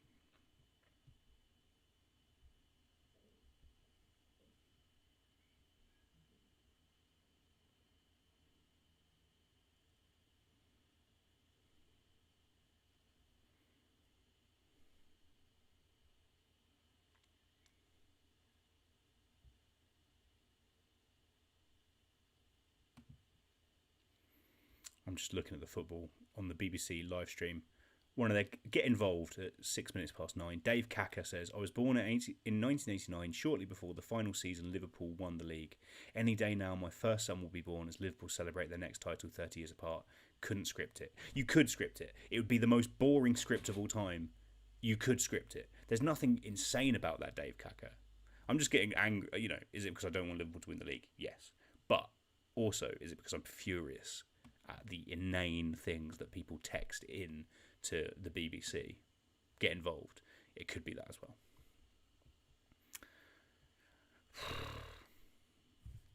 I kid. Less anger, more fun. Question number 5. Order these albums from most UK albums sold to the fewest. So those albums are Ed Sheeran's Multiply, X, Adele's 25, and the Beatles' 1. Put these in order of most albums sold to fewest. Ed Sheeran's X, Adele's 25, and the Beatles' 1.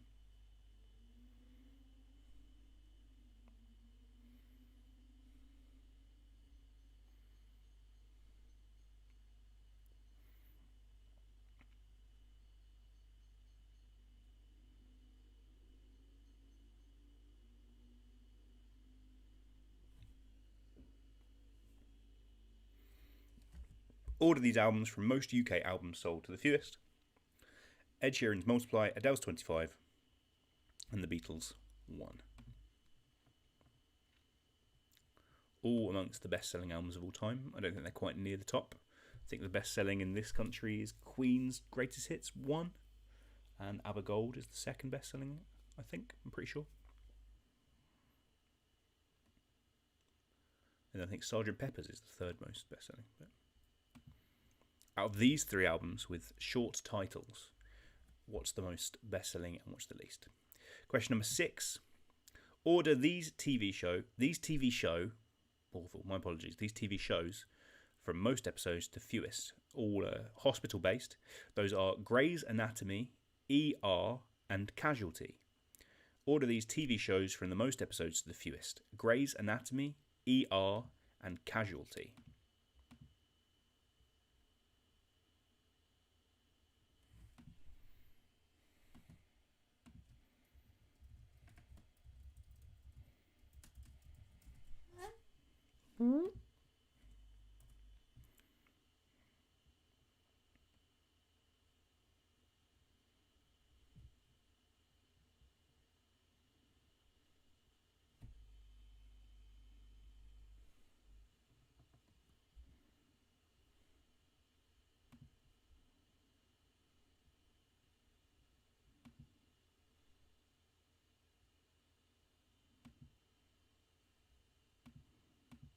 So that was question number 6. Put those hospital shows in order from most to least. Question number 7. Order these films from the most money made worldwide to the least money made worldwide. Those films are Frozen, Frozen 2, and The Lion King from 2019. Frozen, Frozen 2, and The Lion King from 2019. Put those films in order of who has made the most money at the worldwide box office. Of course, Frozen 2 was towards the end of its cinematic run before the old Crin Cran hit, so it could make more money. But this is how much it's made up to this moment. Frozen, Frozen 2, and The Lion King. Of the three, I've only seen the original Frozen. I really enjoyed it. It was a great time. Some great songs. And, I love the wickedly talented one and only Adele Dazeem, who is one of the characters in it.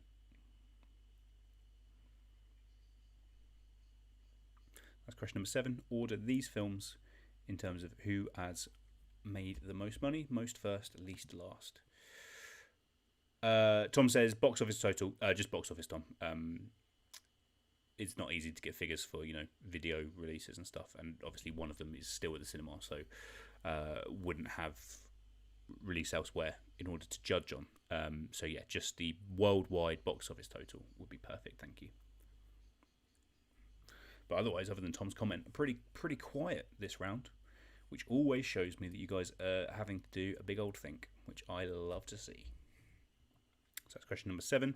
Order these films from the most money made worldwide to the least. Question number 8. Order these countries from the largest to the smallest, and this is just purely in size, geographical area, square mileage. Order these countries from the largest to the smallest. Those countries are Croatia, Belgium, and the Netherlands. Order these countries from the largest to the smallest. Croatia, Belgium, and the Netherlands. All great. I've only been to Belgium myself. I'd love to pop over to the others. Sadly, never got to go to Amsterdam while working at Booking.com. The 1 year that I was there and eligible, they decided that they weren't making everyone go on a great trip to Amsterdam like they did every other year. And then as soon as I quit, where does everyone go again? Amsterdam. Nightmare. Would have loved to have been in the old dam. But alas. Order these countries from the largest, geographically largest, from the largest to the smallest, those countries being Croatia, Belgium, and the Netherlands. Question number 9. Order these skyscrapers from the tallest to the shortest. A is Petronas Towers I think they're in Kuala Lumpur. Got climbed up by Catherine Zeta-Jones in the film Entrapment with Sean Connery. One World Trade Center, which of course replaced the Twin Towers in New York, and our friend from earlier, Taipei, their Taipei 101. So order those 3 skyscrapers: Petronas Towers, One World Trade Center, and Taipei 101. A, B, C, mix them up, put them in the right order. Tell us what it is.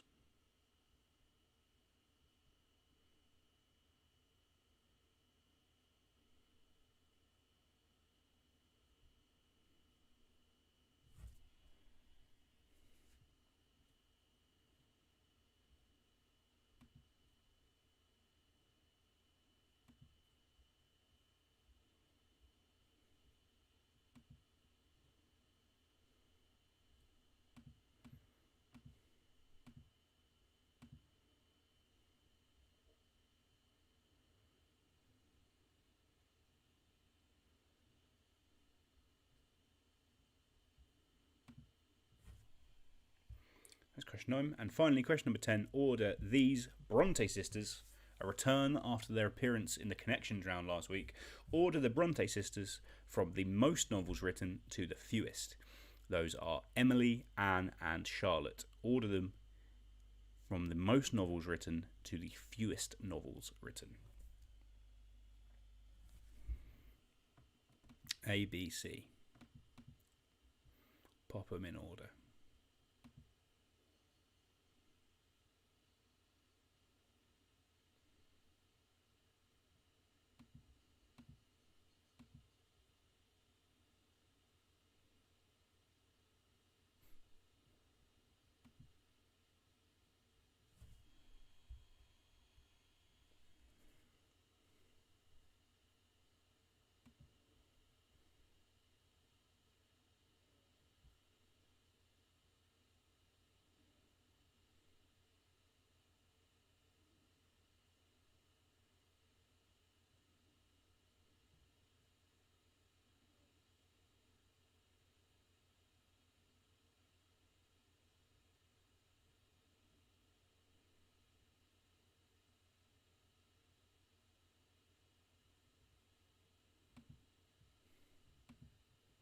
So that is your lot for this round. You're never going to guess what I'm going to ask you to do, but I'm sure you can do it anyway. Those are to make sure you've answered every question. It's going to be a combination of the letters A, B, C. You can guess every single one. You can get them all right that way. Why not do it? Spell your team name correctly. The Minty Chocolate crew added a "the" last time and it confused us. We didn't think they had an answer sheet for round 3, but it was there. Please write it exactly the same, including maybe adding a "the" at the start of your name. It's not too much of an issue. It just slows us down slightly on marking. And then please press submit or come through to us. We can get marking. So I'm going to give you up until past, so in about 5 minutes to get your final answers in. Again, if you need to repeat any questions, just scroll back. Easiest way to do it on YouTube. We'll see you in a couple of minutes.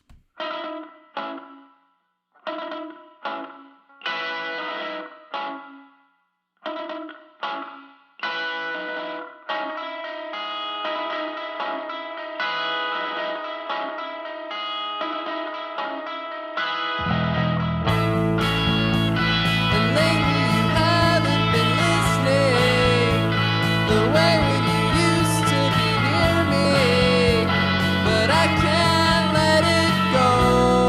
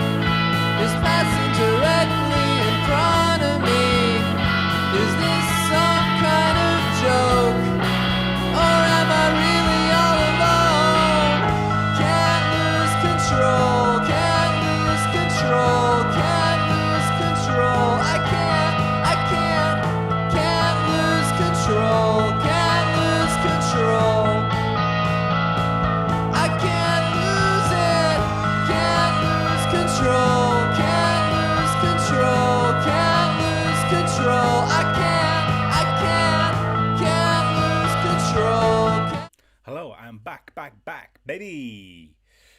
See, is there any more donations? Is there? No, there's not. Sad news. I'll tell the children there will be no donations. If you want to donate, if you're not, you could. You could. I'd appreciate it. Parkinson's UK would appreciate it. I think we're going to do something different with the prize this week to maybe add a bit more intrigue. We'll see. We'll see. I'll vibe it. I'm a vibester. Let's look at the answers, shall we, in that last round, which was about orders. Order! Order! So I gave you some clues. I asked you to put them in order. Let's see what the answer. Oh, let me check you've all answered your sheets first. I don't want you to cheat. I'm sure you wouldn't, because you're not Bellends. Hopefully you're not Bellends. We'll see. Let me look at my form. Still looking for about 2 teams to put their sheets in. There's one of them. And there's the other one. We're perfect. We're all good. Thank you. You're very nice. Let's look at the answers. So, number 1. Orders these PMs from most years in power to the fewest. Gladstone, over a few, I think 4 different reigns in the 1800s. He served for 12 years. Thatcher, 1979 to 1990. And Blair, 1997 to 2007. So the correct answer, CBA. CBA. Am I right? Gotcha. Great fun. Number 2, order these products at Sainsbury's from most expensive to least. First, most expensive, Hovis soft white loaf, £1.20. Second, 2 pints of semi-skim milk, 80p. And this is the big surprise. Tonight when I looked, a medium pineapple was 75 pence. Who knew? Who knew? Some of you maybe. We'll see. Number 3, so ABC, as it is. Correct answer. Number 3, order these elements from most abundant to least abundant in the Earth's crust. The most abundant by quite a while is silicon, 28.2. I think it's the most abundant after... Oh, is oxygen most abundant? I think so. And then silicon or carbon. Something. It's a big name, silicon, certainly. I'm sure the scientists out there will have got that.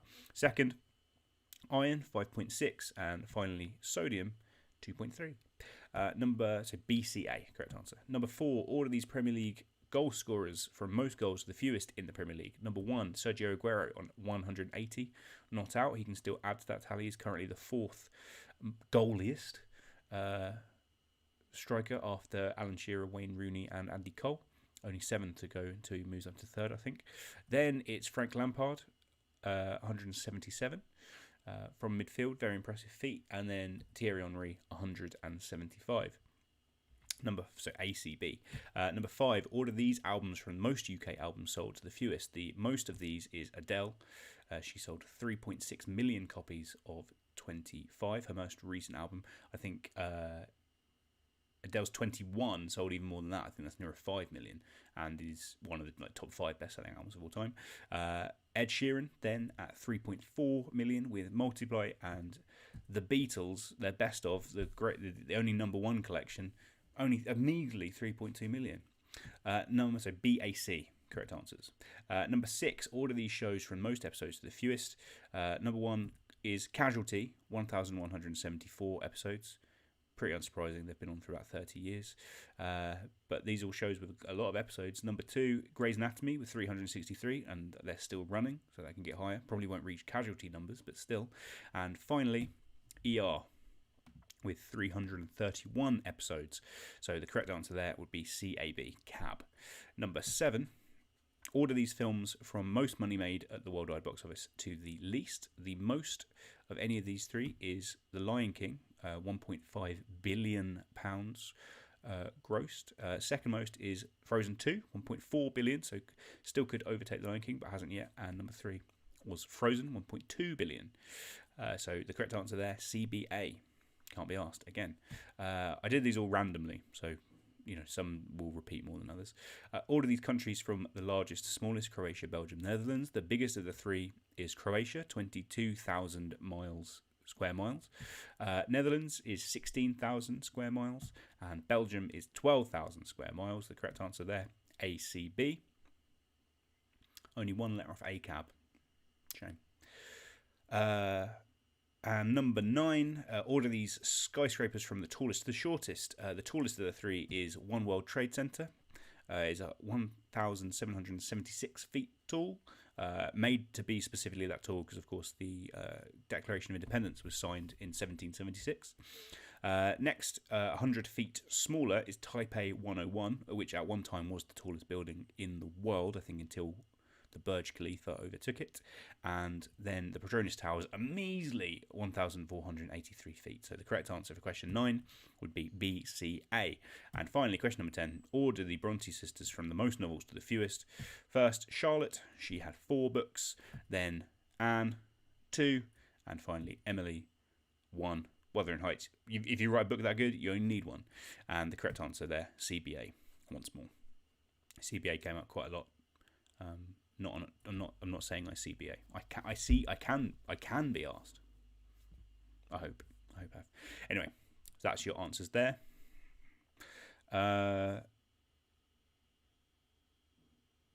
Austin says pineapple's currently only 49p at Tesco for my information. That is a bargain. Let's pop over to Tesco's. I assume they must be small rather than even medium because that is tiny. But wow. So I think that round, looking at the scores, was savage question. Remember HQ when they did a savage question? Great days. Some points have been lost there, but that's good. I'm trying to make it difficult this week, but you're all doing admirably considering. So let's move on finally to the last round, which as always is the connections round. You know how it works. You're going to be given 10 questions. The first 9 questions will be general knowledge, variety of different subjects. All or part of the answers to questions 1 to 9 will combine somehow to give you the answer to question number 10, which will be what is the connection. If you get the connection, you get 6 points, so it's worth getting the connection. If you work the connection out, you can work backwards and try and see some gaps you might have filled. But otherwise, it's just a general knowledge round with a fun little twist. So let's see how it goes. Question number 1 in this connections round. Robert Patrick appeared as the shape-shifting T-1000 in which 1991 James Cameron action sequel. Robert Patrick appeared as the shape-shifting T-1000 in which 1991 James Cameron action sequel. I will require the full answer for the point there. There's a subtitle, and after the colon, you need to give me that sweet post-colon answer, Holmes.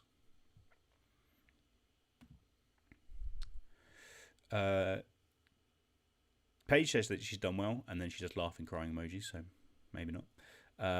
Daisy says, wow, that was her worst round ever. I think this is going to be a good round for you, Daisy, to be honest, this one. So it'll be okay. Tom says, always struggle with that, slightly better than random guesses, but only just. That's part of it, I think, isn't it? It's good that you have a question format where you can answer, you can accurately guess to the level of just random. But I purposely put some difficult ones in there. I hope.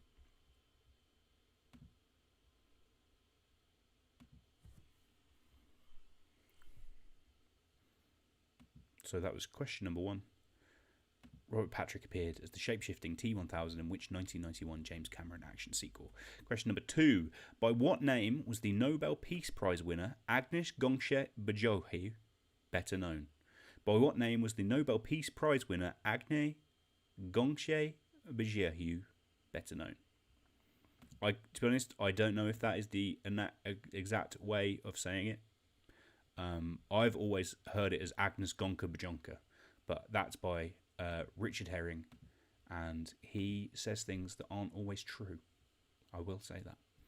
I don't think that's libelous. So, Agnes Gonka-Bajonka. What was her real name? You've heard of her for sure, without a doubt. You've heard of this person.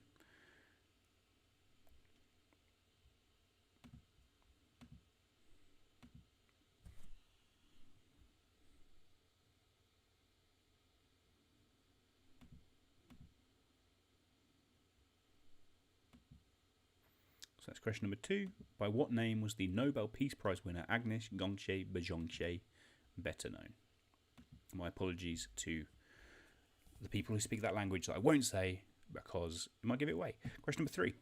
Damn, To Pimp a Butterfly and Good Kid, Mad City are all albums by which award-winning rapper? Damn, To Pimp a Butterfly and Good Kid, Mad City are all albums by which award-winning rapper?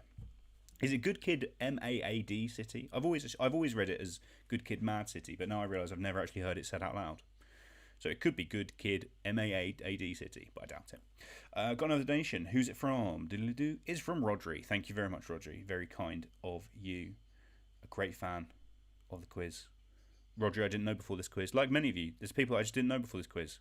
Gotten to know you. It's been an absolute pleasure to get to know you. So thank you very much for your donation, Rod. And that's question number 3 again. Oh, I'll go back, sorry. Damn, To Pimp a Butterfly and Good Kid, Mad City are all albums by which award-winning rapper?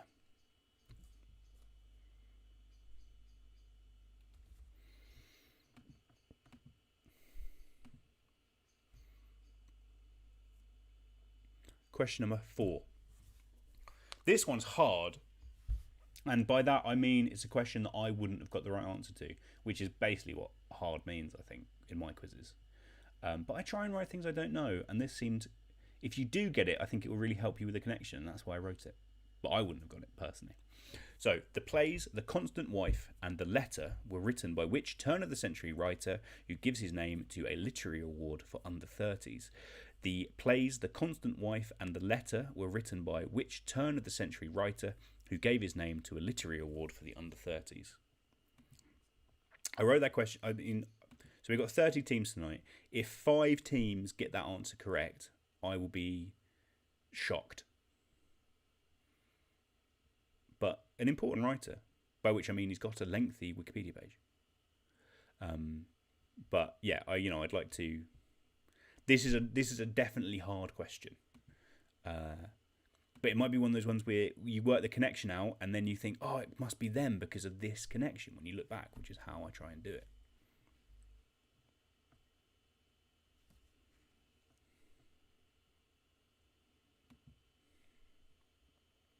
That's question number 4. The plays The Constant Wife and The Letter were written by which turn-of-the-century writer who gives his name to a literary award for under-30s? Question number 5. Brazil won their 3rd World Cup, meaning they could keep the Jules Rimet trophy, in which year? Brazil won their 3rd World Cup, meaning they could keep the Jules Rimet trophy, in which year? Of course, they were allowed to keep it, and they immediately lost it, and no one ever saw it again, which is a shame, because it was a lovely, lovely trophy.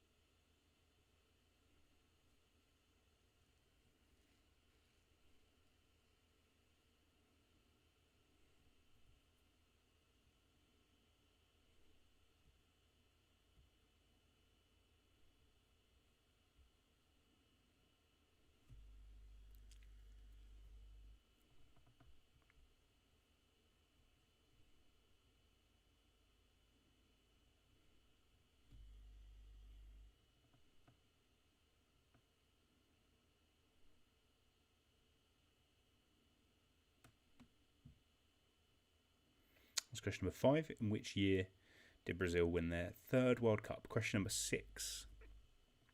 Known for his long hair, which singer had a number 10 single in 1990 with How Can We Be Lovers and featured in a song by The Lonely... I've written that question wrong. Let me double check.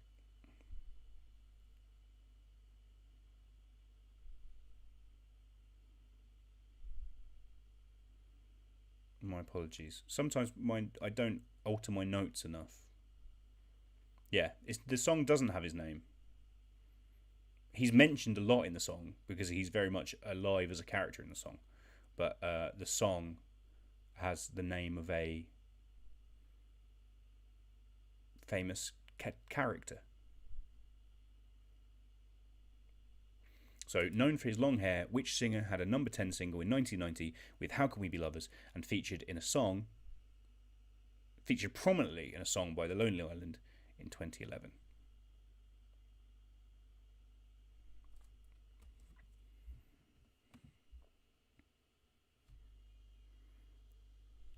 Paige in the chat says, "Don't worry, guys. We will take one for the quarantine quiz crew and take last place on the board this week."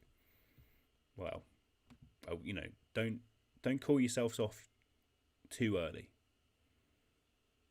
There's a lot of teams out there, and it's a harder quiz this week, Paige. It's a harder quiz. It's purposefully a harder quiz. It's a harder quiz. What am I on about? I look forward to this bloody quiz being over. I don't have to do it anymore, and I don't have to make mistakes. I hate every time I do mistakes. I'm better than it. That's question number 6. Name that singer. Question number 7. These characters, what are the names of them? What are the names of these characters? Cartoon characters who made a big cultural impact in the 1990s. What are the names of these cartoon characters who made a big cultural impact in the 1990s? The name of the characters and also the name of the show that they were on as well. And a film that they did, which I remember seeing as a kid and quite liking. But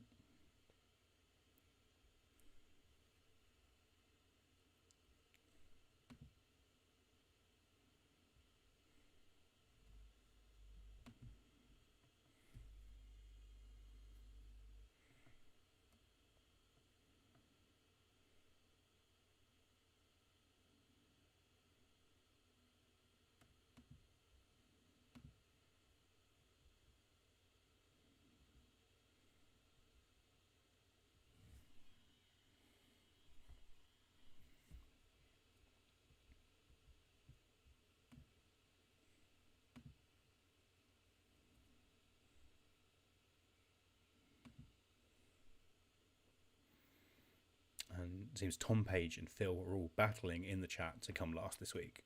But as I said before, and I'll say again, the lifeblood of this quiz is the people that do it because they enjoy it and think, quite rightfully, that maybe, occasionally, it will be their day and they'll get that win. You know, sure, Cam's team are always up there. Toby's team are always up there. I love you guys as well. But the lifeblood, what keeps us going, is those people that are just here because it's Thursday night and they love a bloody good laugh. And, you know, I love you all.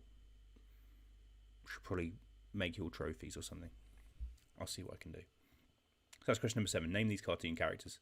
Number 8. Born with the surname Ravenscroft, which legendary DJ has the lyrics of Teenage Kicks by the Undertones, his favourite song, carved onto his grave?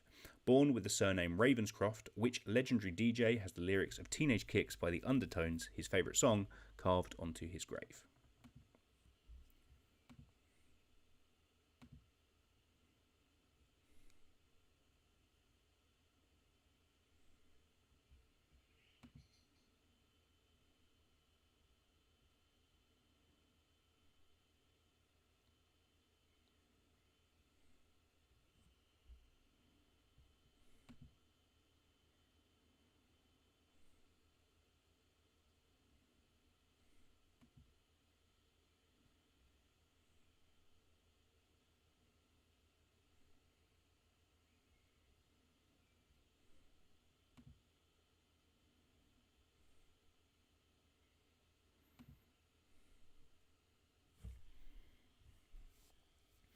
Born with the surname Ravenscroft, which legendary DJ has the lyrics of Teenage Kicks by the Undertones, his favourite song, carved onto his grave?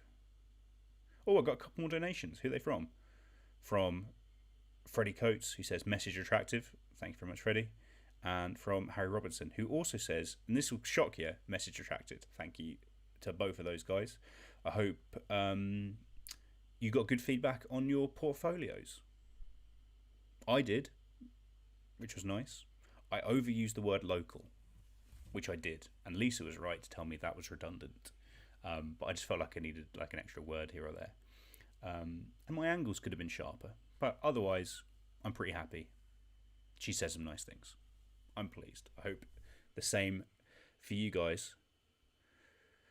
And for Adam, who notably hasn't donated when Freddie and Harry have, but hey.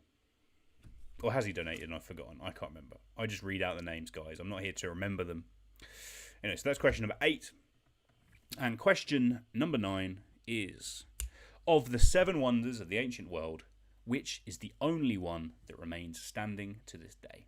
Of the 7 wonders of the ancient world, which is the only one that remains standing to this very day? And you'll need to be specific with this. Don't put a one-word answer. Is basically what I'm saying. A one-word answer in this question won't give you anything. You need to be specific.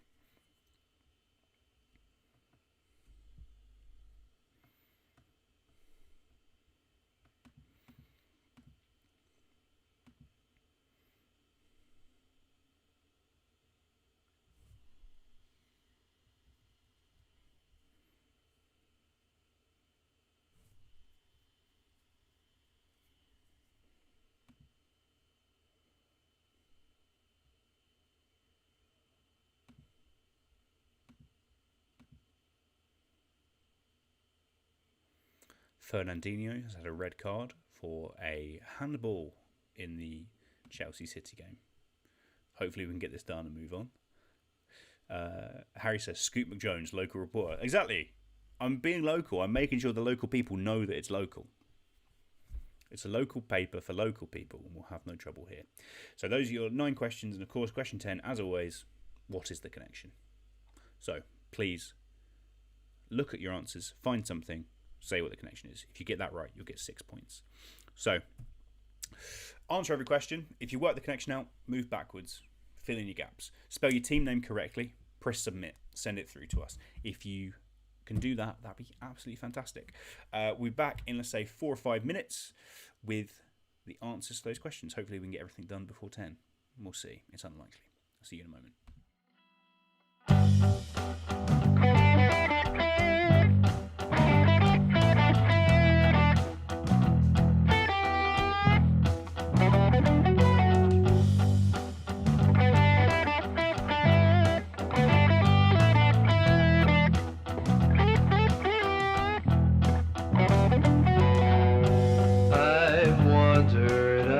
Down the streets of gold, and I've seen the thoughts of those you'll never know.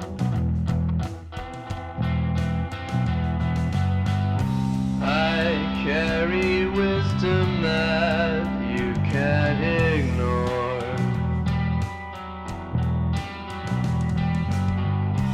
I'm not a prophet, no, but I've seen my words unfold before.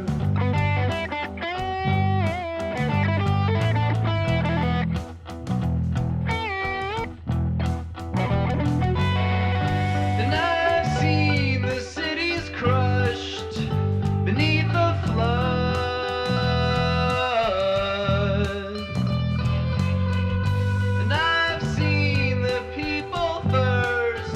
Each other's blood.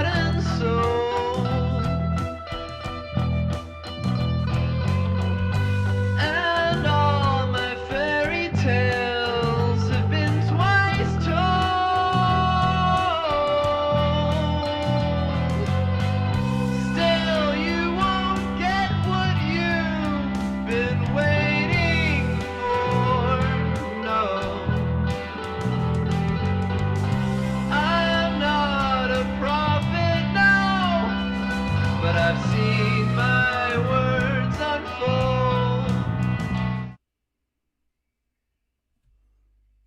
I'm back. Back. Apparently, the Fernandinho red card also led to a penalty, which has been scored. As it stands, Liverpool win the league. Awful times. Just a big example of the hell state that we live in. I kid. They've deserved it. They've been the best team. But still, come on. Oh, well.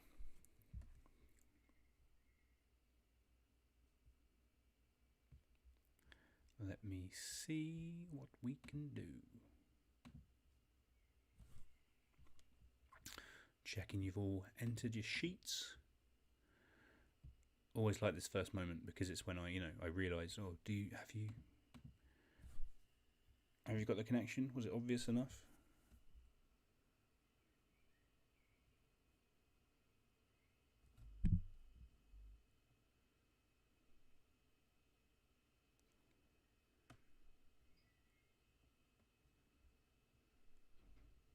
Yeah, people have got it, which is good. Still waiting for about 10. More people got question 4 than I thought they would. And some of you just look like you've copy and pasted the name of the person from their Wikipedia page. So, I'll be looking at you guys. The people that have completely misspelled it, those are the people that I trust.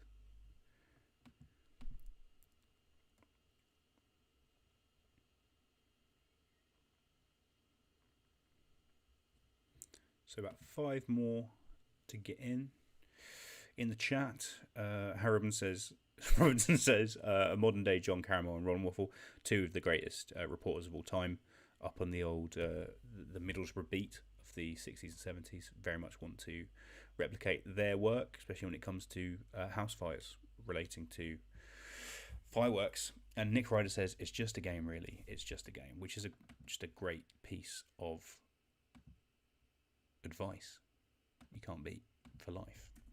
I've got a message from Chris Titt saying it's all frozen. I don't know what you mean. It's frozen, Titt. Let me check. Chris. No, I don't seem to have your sheet, Titt. So if you want to quickly redo it quickly. Mel says to me, as a red, you want City to win. Yeah, I do. It's very confusing. I don't want Liverpool to win. I mean, I know they will win the league. But, it's that thing that they haven't done it. It's the same, like, I'd rather Liverpool won the Champions League than City because they've not done it.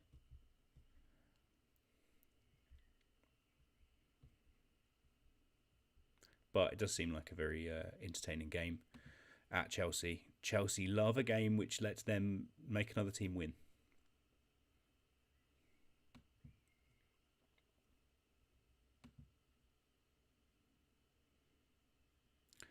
Now I'm just double checking that I don't have Chris Titt's team. He makes so much effort for me, I've put so much work in just to make it. I was hoping to be done by 10. And bloody yet.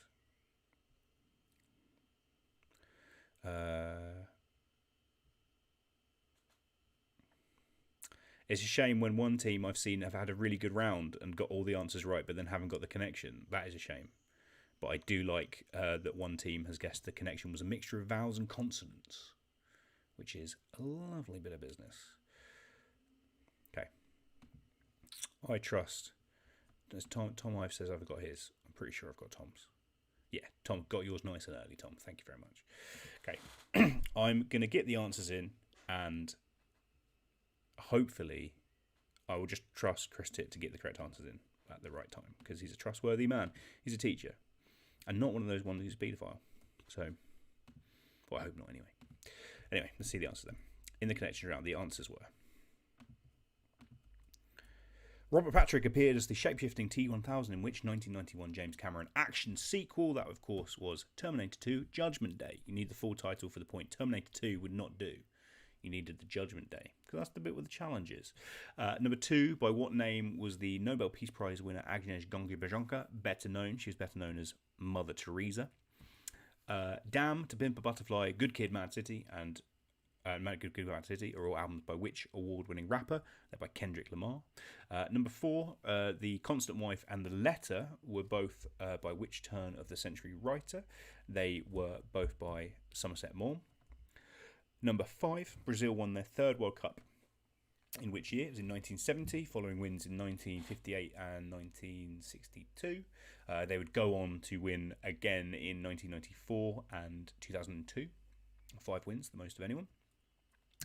Number 6, known for his long hair, which singer had a number 10 single in 1990 with How Can We Be Lovers and featured in a song by The Lonely Island in 2011? The correct answer was Michael Bolton. Of course, the song was Jack Sparrow. Turns out he's a major cinephile. Number 7, these characters are Beavis and Butthead from their titular show from the 1990s.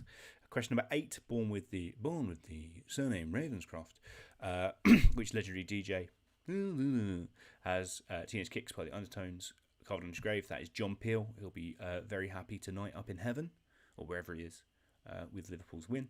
And number 9, of the 7 wonders of the ancient world, which is the only one that remains standing to this day, it's the Great Pyramids of Giza. If you put Pyramid of Giza, Great Pyramid, I'll accept it. If you just put Pyramid, you can do one.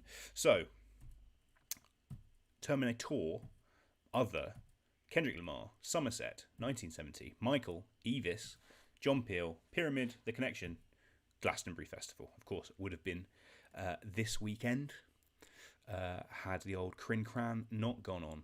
But Glastonbury Tour overlooks the festival from a distance. The other stage is the second main stage. Kendrick Lamar was due to headline this weekend. It's, of course, in Somerset, in Pilton. 1970 was the year of the first festival. This was supposed to be the 50th anniversary.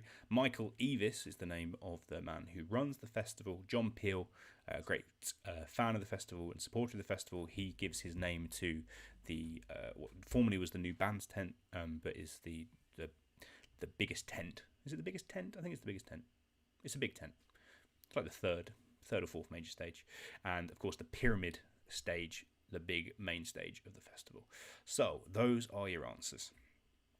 We are going to count up them and see who's won. I will be back in a couple of minutes, I hope, to tell you who has won. Let's see. I'll be with you shortly. The curtain's still lowered, it's just before dawn. I'm standing here wondering I've waited so long. By the time the clock strikes 6, I'll be somewhere far, far away. No matter all the tears you shed when you asked me to stay.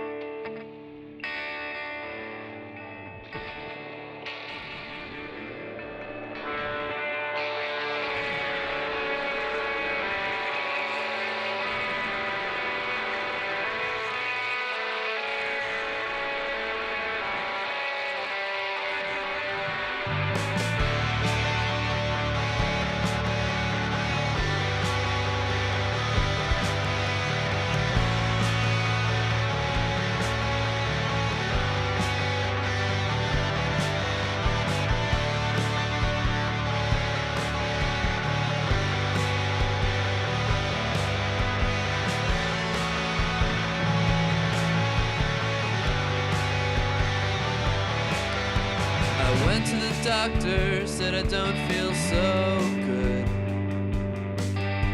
My temperature's high and I'm misunderstood. But he said, son, you know I'm not that kind of doc, but I know just what to do. And if you thought for a second, I think you know it too.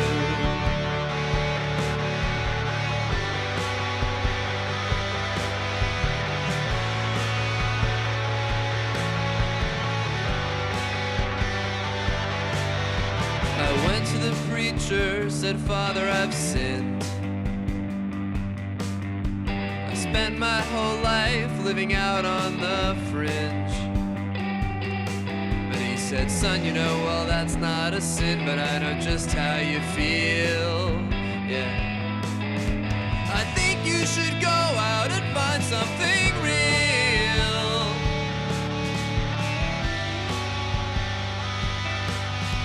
So go ahead and wipe that sad look from your eyes. I'm a magic man, you know, you shouldn't be so surprised. I've had a lot of practice, so really there's nothing to fear. Won't all of you please sit back, relax, and watch me disappear?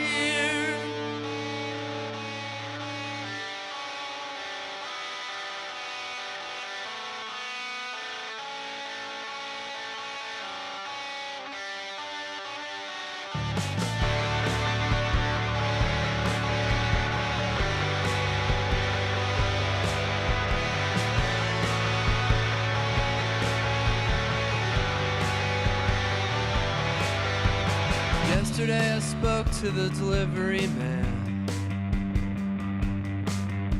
I told him I'm running as far as I can. He said, son, I don't really know you, but I hope you find what you're looking for.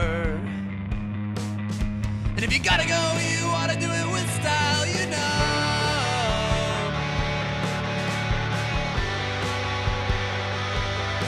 Yeah, so go ahead and wipe that sad look from your eyes.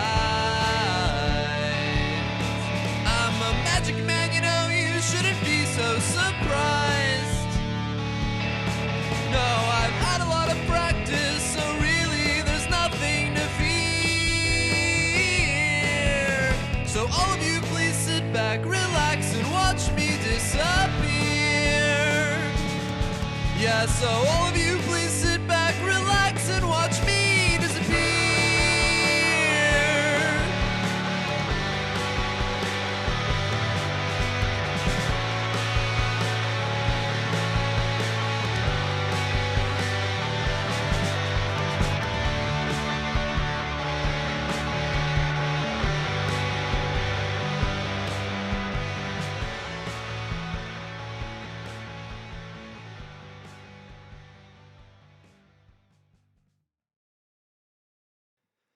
The curtain's still lowered, it's just before dawn.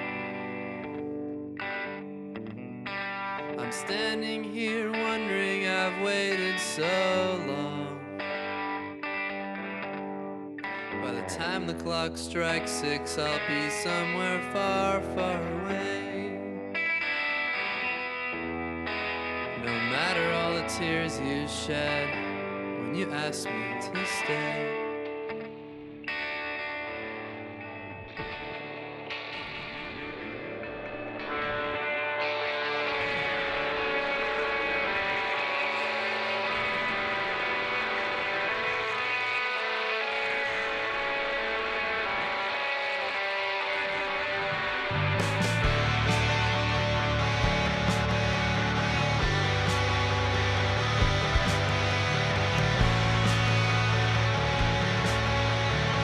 Hello, I am back.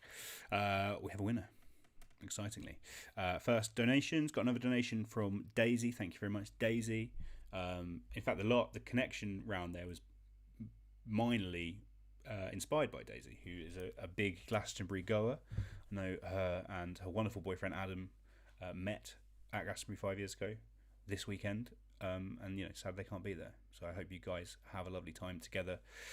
Without it, it's on the telly. Watch it on the telly. But I love you both, you wonderful people. So, what's happening in the chat? People saying they had good fun. That's always nice. Paige says, what are the names of the bands in the intervals? I haven't said thank you. So the music is from friend of the quiz, Daniel Penner. There are links to Daniel's music in the chat. You can find it. You can find all of his stuff. He's very good. He's a lovely man. So, as you'll be... As I'm pleased to know, certainly, it was a harder quiz this week. It was much harder. And for those people that didn't do well, I'm sorry. But I wanted it to be. But we do have a winner, and they've dropped quite a few points, but they still have won, which is nice. That's the sort of vibe we want. So let me call the person that has won. I just need to find their details so I can call them. Do do do do do do do do do do. Okay.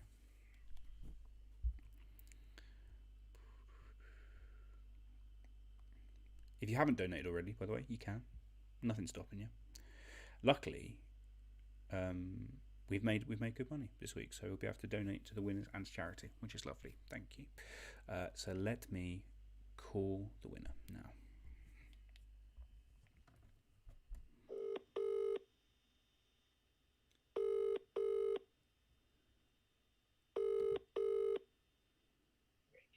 Hello. Hello, Jenny. Hi. My YouTube is on lag, so I hadn't even got to calling people yet. Wow. Even better surprise. But congratulations, you once again have won the quiz. Thank you. It was almost none of my work this time. Wow. But you did. Yeah. You were still captain. Good team. You were still a leader of that team. I was doing the typing. That's one of the most important jobs. I can't get the answers out of typing, so you should still be thanked. Let me just look at the total. Your score in the end was 47. Pretty good for a very tough quiz this week. Definitely, it was much harder. You were the only team to get a perfect round 5. Excellent. And there were a couple of teams that were doing it right up to the end. The shorthand job team, who came in third, scored 44, but they didn't get the connection. If they got the connection, they would have won. So a very tight one. The Minty Chocolate Champions, they lose their crown. They came in second on 45, so you won by 2 points.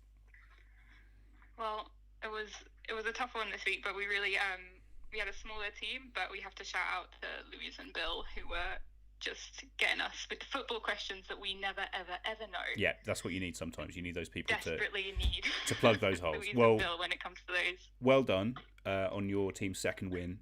Much deserved. I'll be in touch with winnings details shortly. Have you got any other comments you'd like to say to the people out there? I'll shout out to Larry and Andy, who are also in our team this week as well. Great. Well done to all of them. Well done to you. I'll hopefully see you at the next quiz next week. Yeah. Okay. Have probably. fun. Bye-bye. Bye. Well done there to Jenny of Best Fens Forever. This week they just were called Some Best Fens because they had a smaller team than usual. But a good win, and yeah, achingly close for a few teams. I don't think Cam's team got the connection. There's basically a lot of teams at the top that didn't get the connection. That was the one thing that was stopping them. But yeah, some good scores throughout. You had fun. I had fun.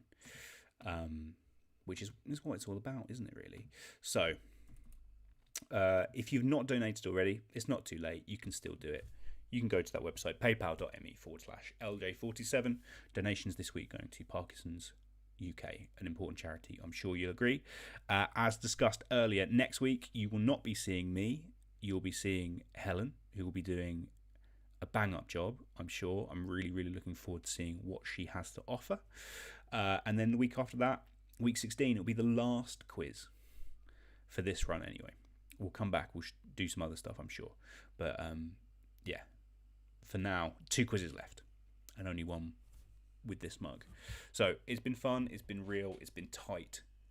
And, be good. Be good to each other. Be kind. Be loving. Seek justice. That's always a good one. And just go well. That's all you can do. Go well. But yeah, it's been real. I'll see you soon. I love you long time. Bye. The curtain's still lowered, it's just before dawn. I'm standing here wondering I've waited so long. By the time the clock strikes 6, I'll be somewhere far, far away. No matter all the tears you shed when you asked me to stay.